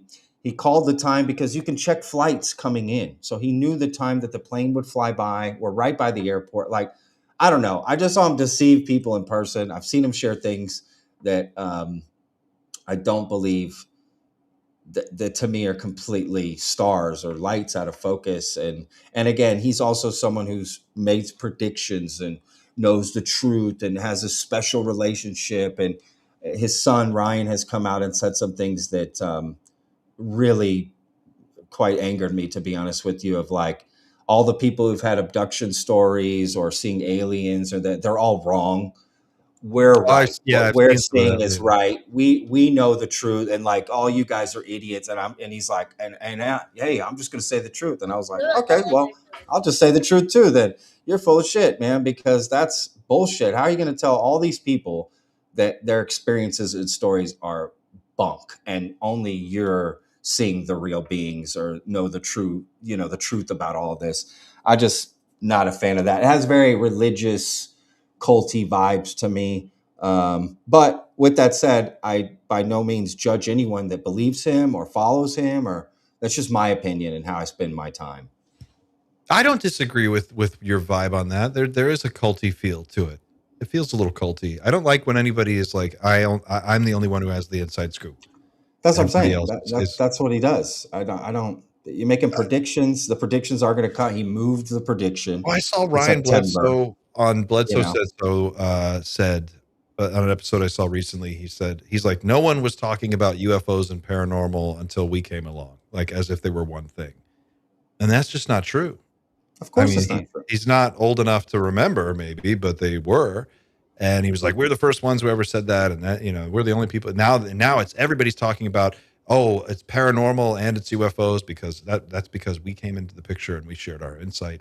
This is our experience. We've been living it, and it felt like, I don't know. It felt like he was saying we're the only people who've had an experience, and therefore, or if we're the only people, if other people have had experiences, only ours is valid, and so therefore, you have to listen to what we have to say.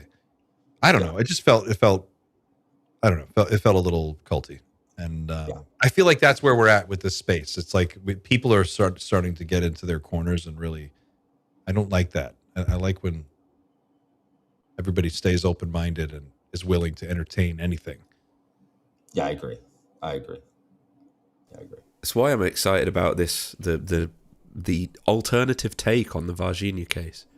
Because it's just, it might contradict some of the stuff that we've seen. It might do, but it's still important to watch it, even if it makes us uncomfortable, because we might be really invested right now in the idea that it was aliens and they came down from space or whatever. But I like to hear the evidence from somebody who claims to say they've got some. Regardless of how that affects my belief in things. So to relate that to Bledsoe, like, I have not seen proof by any means, other than the fact that he appears to be reasonably genuine, but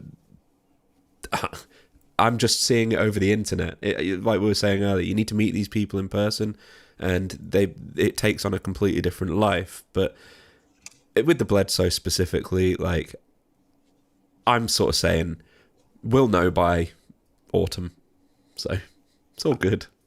It'll get moved Don't again. quit your Don't job. worry. Like, It'll get pushed into next year. yeah, I'm telling you. yeah. I knew that the Easter prediction would get moved. I called this months, like last year. I knew this would happen.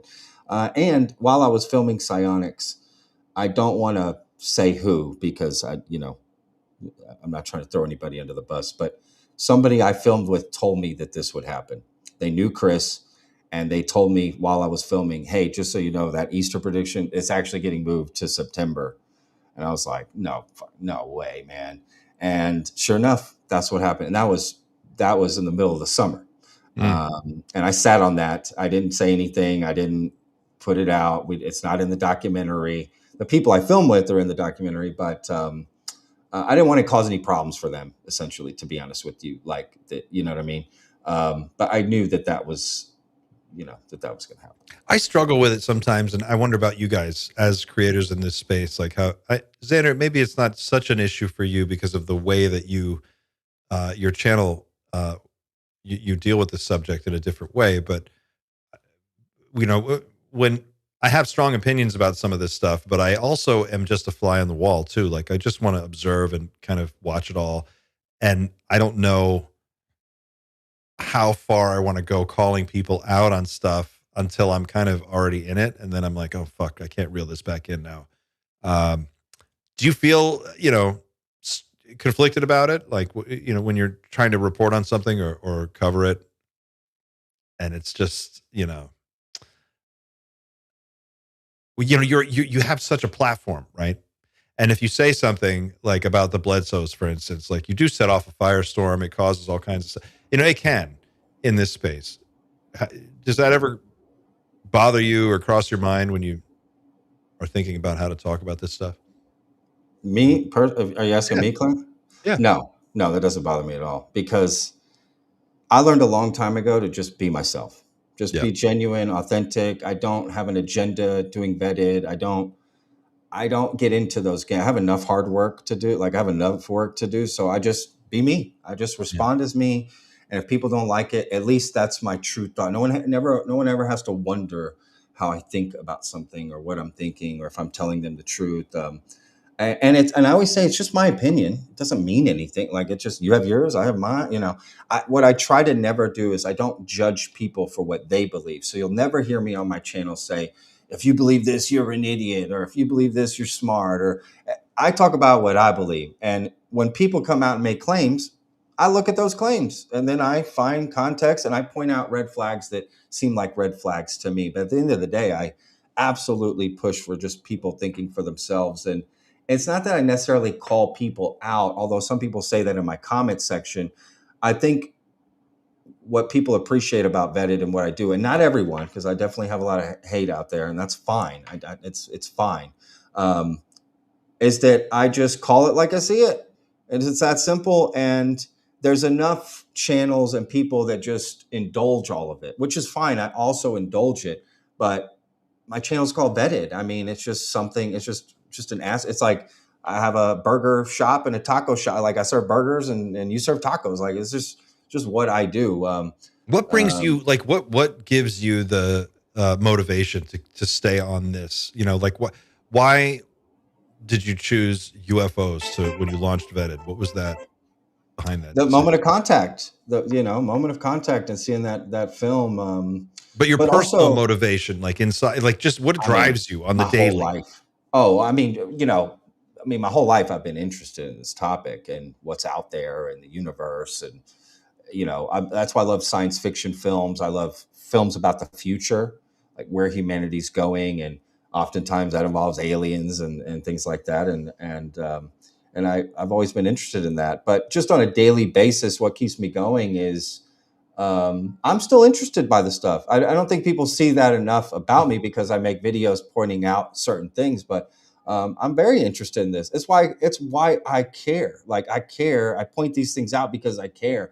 I do want to get to the truth. I genuinely want to know if aliens or a non-human intelligence is on Earth. Like I genuinely want to know, not just some passing, oh, maybe that'd be cool. Okay, no, I really want to know. And in order to get through that, I want to get through the BS to find the truth. I'm not about to waste my time on people that here's my thing. This is my motto on Vetted. I want to believe, not be deceived. So I want to hang out and investigate people who I just believe are genuine. I don't care what experience you've had, just as long as you're telling me your real experience, how you really feel. And I met people while I was filming Psionics who I knew were deceiving me. I hate that. Don't deceive me. There's enough real weird phenomena that I experience while I'm filming. So we don't need to make shit up. We don't need to try to deceive people or, you know what I mean? Like there's plenty of that. Like let's just be real. If you saw something, you experienced something, I absolutely am want to hear that and I'm engaged by it. And at the end of the day, we don't understand consciousness. We don't understand the mind. We don't know what's out there in the universe. We don't even know what we don't know. So I'm open to all this, but I can't just turn away from what I believe to be bullshit sometimes, or people trying to be deceptive. I'm just not a fan of that personally. And I get that it's subjective. Do you feel like since you started Vetted, you have any better picture of what's going on, or does it feel like it's even more confusing? No, it's you realize, oh, this is how deep the well goes. This is how big the glacier is underneath. You know what I mean? It's like, oh, wow. But I also look at that as, life to me isn't about the destination. It's about the journey. So I'm okay with that. And I see it as like an endless walk. It's like, oh, okay, I'm just going to be on this walk forever. I don't mind that. That's why you got to love the process. Right. And I do. I love the process, and I hear new stories all the time that fascinate me, and new theories. And, I was listening to Dreamland Motel actually a few days ago, because I do listen to Xander's show. Great. You had an episode on Serpo, I believe. Oh, yeah. Project Serpo. The Project Serpo. And I just get lost in those things. I'm just listening to Xander tell me this story. Like, you know, I I don't always need to look for the truth. I just need to look for fun, like have fun sometimes, and just kind of let my mind wander and think about the possibilities. And um, that's why I can appreciate shows like Xander's. And yeah, man. I mean, you get it, Clint. It's like there's a lot coming at us, right? And it's Mhm. hard to parse through it all. And I definitely don't have all the answers. Am I any closer? Probably not. Probably Do not you closer. ever just turn it off and walk away, like put your phone down and like get away? Like, or are you in it all the Every time? day. No, every day. I every day How I do you turn it take off. breaks? Easy. I just like I don't watch movies about UFOs. I don't watch podcasts about UFOs in my off time. I love comedy. I listen to Mhm. comedy podcasts all the time. I laugh. I hang out with my wife, friends, family. I live in Europe now, so especially in Spain, life first, work second. That's Yeah. the mentality here, and I'm all about that. I walk 4 to 5 miles a day with my dogs, whether it's raining, windy, cold. I don't care. I love getting outside. I live my studio right here, just like a point to it. There's BC era arches, and then a whole town that's like 10 square blocks of 100 to 200 AD, just buildings and cathedrals. And I get lost in the history. I enjoy time. I go just sit and have a coffee, a glass of wine, some tapas. I can turn it off. That way, I do it on purpose. That way, I don't get burnt out. That way, when it's time to work, I'm Yeah. interested. I'm focused. I want in on this. You know what I mean? How do you But stay I on? get I'm it. just curious personally. How do you stay on top of every fucking thing? Because like you're on it so constantly. You and Pavel, like the two of. I don't even know how he does. Like, what is the secret? Like, how do you stay out of it Paul's long on it enough more to than take me. breaks, but you're like able to be completely up to speed on all this stuff?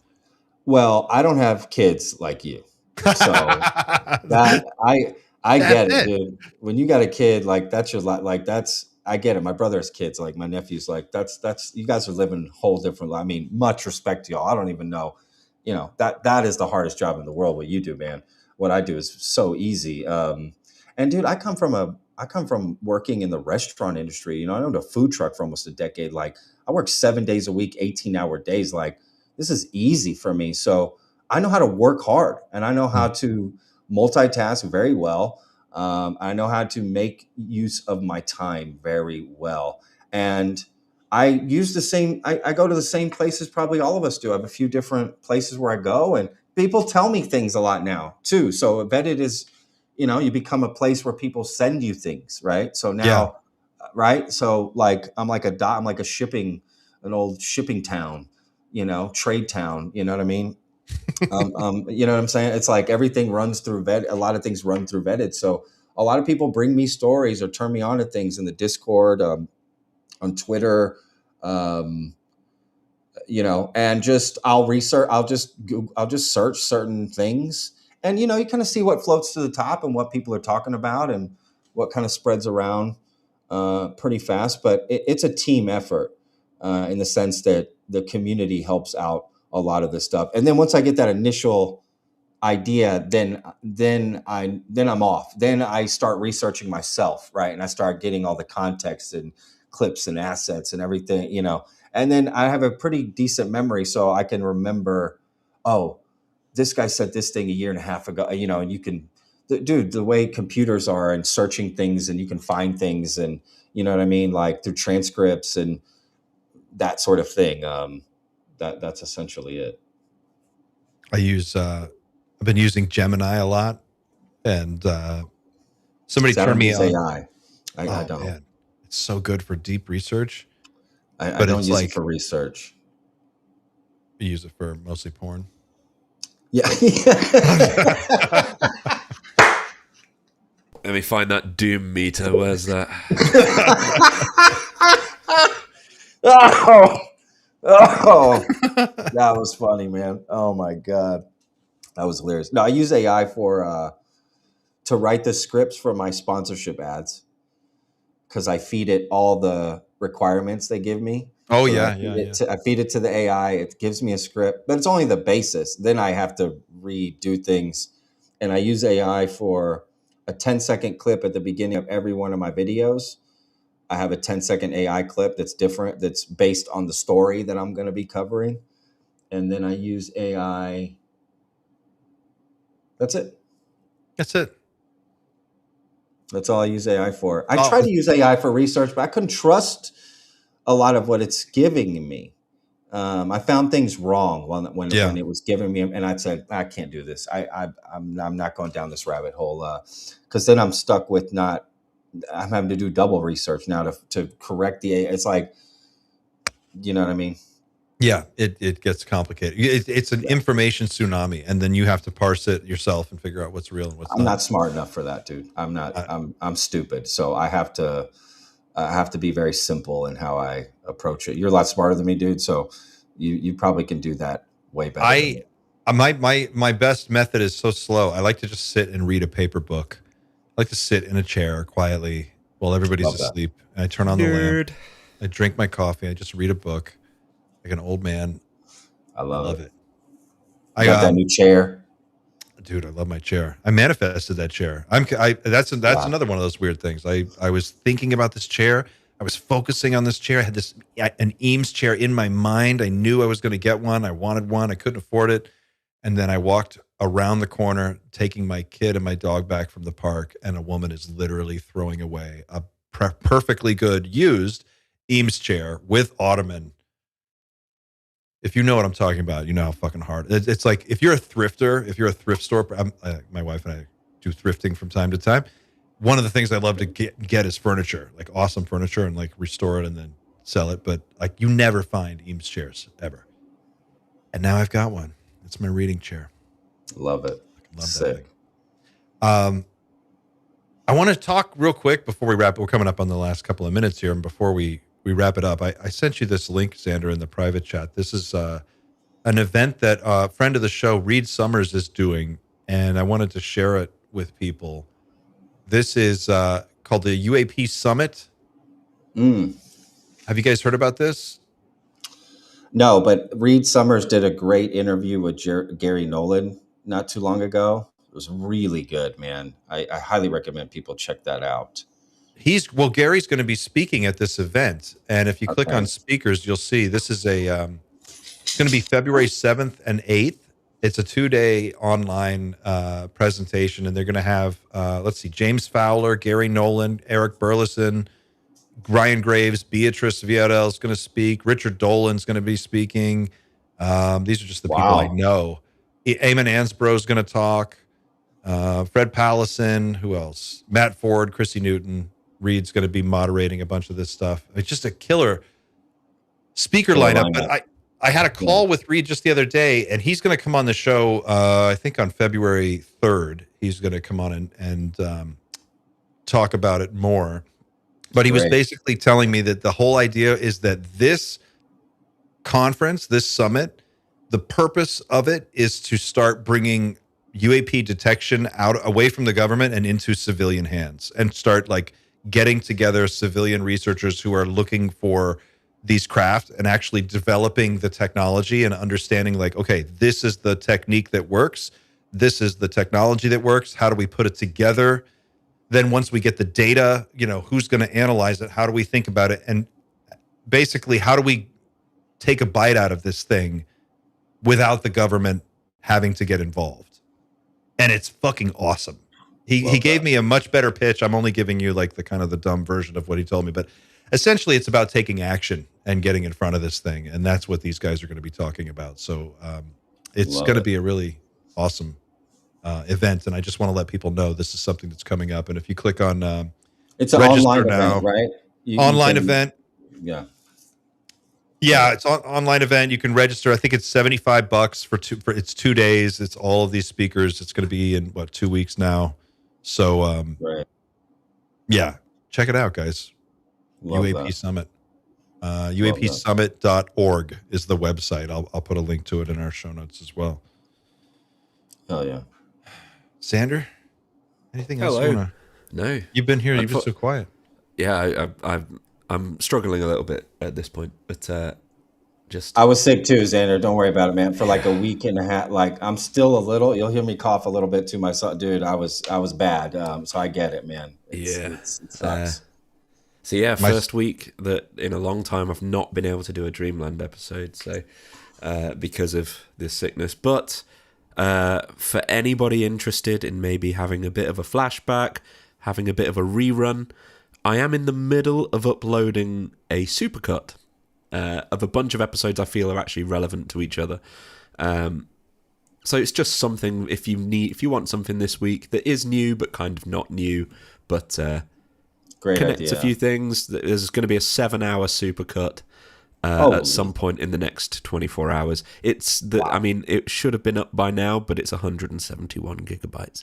So it takes a little bit of time to upload. God, the upload on these God, things is bro. crazy. What the fuck? 170. What? Jesus. Y'all Yeah. subscribe to that channel, y'all.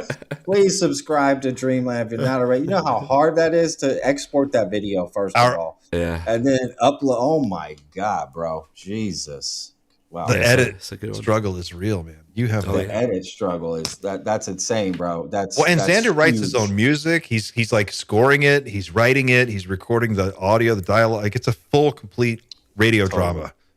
100%. No, it's amazing show, dude. Really, you Thank you. have a great show. You've done a great job of growing it, and I really enjoy your episodes. There's no, it's just straight to it, dude. I just love it. It's a really, really good. You do a great job. Your voice is very hypnotizing. And it's like your voice is its own binaural beat. It just You're kind of making me blush. locks me in. It's a great show. I mean that. I really enjoy it. One thing I would love to do, and if anybody can help me get in touch, I've tried several different avenues to pursue this, but I really want to do a reading, an audio version of my favorite story that I believe would be relevant to the Dreamland Motel, which is Isaac Asimov's The Last Question. It's perfect, and I'm trying to get in touch with his estate because obviously it's owned.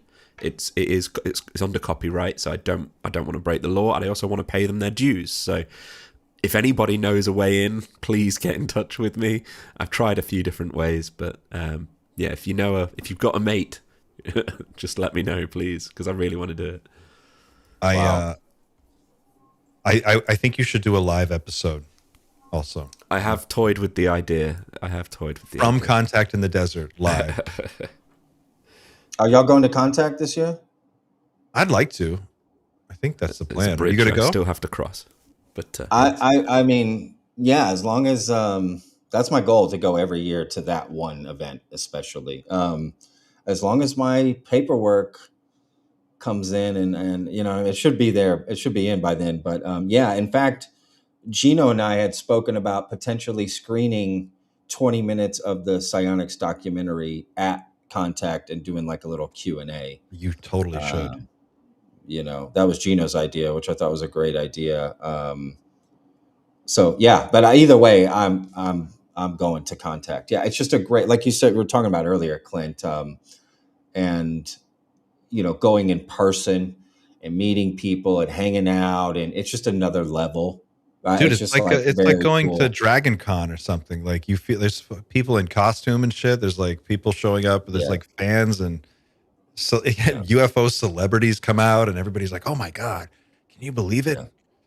Chris Bledsoe's right over there." Yeah, he looked at me. He looked at me. I still talk about the one word I said to him in DC. What did you say? We were next in to get into the hearing, and he was a few people behind us. Yeah. Yeah, and I know he didn't get in, and I can't remember. I won't say what he said, but it was. I was just like, "That's Chris Bledsoe right there." Yeah. It's Chris Bledsoe. No, absolutely. Yeah, and at Contact, everyone's there. That's like it's the biggest one every year. Everyone goes to. It's the Comic-Con of ufology. And you just see people at the bar eating lunch, hanging out. All these people that and you can walk up to them. I hear it gets pretty rowdy after. I would say about 11 p.m. on. at the bar, it gets crazy. That's crazy.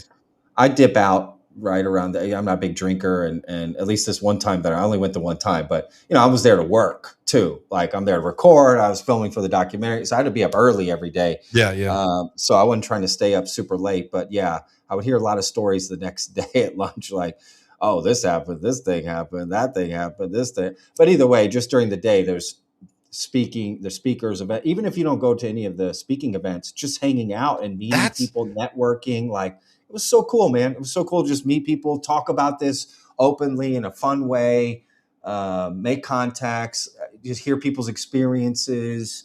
That's the next documentary someone needs to do. It's like this world. Like, go to contact, interview people, like, just like treat it like what it is, and like explore this whole culture. We the first. Well, I don't know. I can't think off the top of my head, but about 15 minutes, maybe 20 of our documentary is at Contact, is me doing just that. Oh, going around Contact, talking to people. Yeah.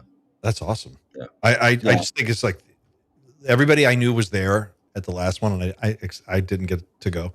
So I would love to go to the next one. But it's worth it. It's expensive, but I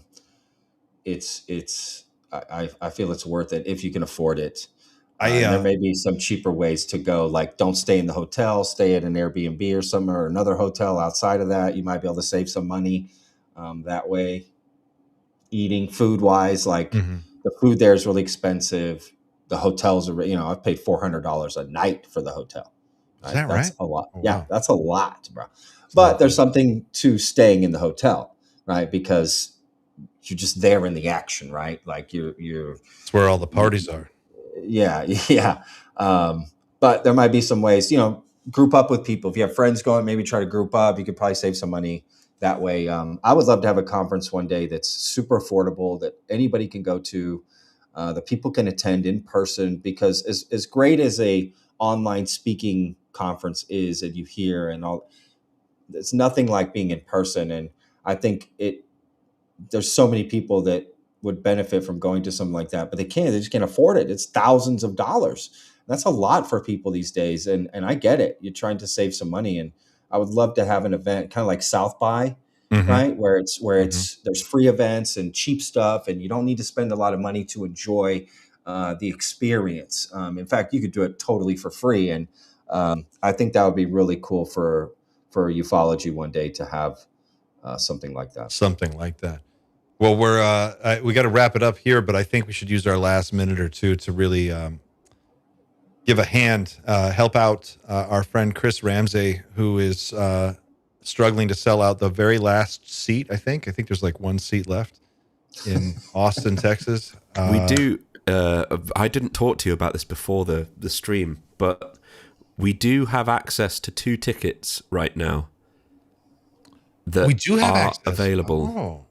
And whether or not you want to do it as some sort of giveaway, perhaps. These are not our tickets. These are separate tickets. These are tickets that I know are available. That's as far as I'll go. As long as I get my ticket. You get your ticket. So either way. But maybe we announce something after the live stream, because we literally haven't talked about this yet. Yeah, we should probably do something like that. Well, we'll let people know. It's coming up February 5th. It's coming up fast, guys. It's going to be in Austin, Texas, at the Paramount Theater. I think there are not many seats left. I think he was saying the other day that in the mezzanine there were a few. I think orchestra looks like it's mostly sold out. It looks like almost everything's gone. But it's going to be a fun show, and we're going to go there, hang out, see who we can meet, and Oh, you guys are going? Yeah, we're going to go check it out. Jealous. I'm so jealous. I mean, Austin's my old stomping grounds, man. I miss Austin a lot. Paramount's Andrew's going to get some Tex-Mex food. He's new to the Tex-Mex scene. Yeah, some actual good barbecue. Yeah, you'll get great barbecue, and you'll get this is the best barbecue to get in Austin, Texas. It's called Interstellar Barbecue, actually. That would be my opinion. Interstellar. Franklin's is great, of course. But Interstellar barbecue and tacos, dude. There's all kinds of great. That's what I had. I had a taco truck. There's lots of great tacos there, dude. So you're gonna love the food in Austin, dude. If we don't get blasted with a blizzard, hopefully that'll be over by the Yeah. Oh, I was there for the snow apocalypse. I lived in Austin when that happened. Did you really? Actually, yeah. That was a Inter- nightmare. Interstellar Barbecue. I'm on their website now. Oh my God, their ribs look crazy. No, dude, it is legitimately like some of the best barbecue in, I would say, the world, because I think Texas barbecue is the best barbecue in the world. So, yeah, if you're in Austin, there's a lot of great places in Dallas too, but Goldie's barbecue might be the best. But Interstellar is Interstellar. It is amazing. Are they in It Austin? is so There's good. one in Austin Yeah, here? Interstellar in Austin. Yeah. Interstellar. Oh, that's it. Okay, I'm going to Interstellar, Austin, Texas. There it is. Dude, well, I think that's it, man. We got to wrap it up there. Hopefully we sold some chairs for Chris Ramsey and Jesse Michaels, but Tell everybody what it's called. It's Probably Nothing, right? it's probablynothing.com is the name of the website. It's Probably Nothing is the name of the show. Go to it's probablynothing.com and you can pick up tickets. They're going to have another show in Montreal, which is going to be on the 20th at the Rialto Theater. I think there are more seats available for that. So yeah, check it out. It's Probably Nothing. Jesse Michaels and Chris Ramsey, friend of the show. I'm so jealous y'all are going, man. I would love to go to that. Well, it's going to be. We'll call you into the live stream. We're going to. There you go. There you go. Yeah. Yeah. All right, guys. I think we're going to go ahead and wrap it there. Thanks for coming to hang out with us, Matt. No, thank you guys. Thank you, chat. Hit that like button, y'all. Thank you, Xander. Thank you, Clint. Thank everybody. Thank you, everybody at home. Thanks for hanging out with us. Thanks to the Mod Squad for keeping it safe and cool in here and taking care of everybody. Appreciate all the work that you do. Thanks for watching. Don't forget to like, share, and subscribe because it is the best way to help the channel grow. Leave a comment. That's also awesome. And feel free to visit us at teamnightshift.com. You can check out our merch there, or you can go join us on the Discord and get involved in the coolest expanded universe community anywhere out there. Night Shift, the expanded universe. Thanks for watching, guys. We'll see you on the next one. Until then, keep looking up. And every day's a gift, y'all. Every day's a gift, y'all.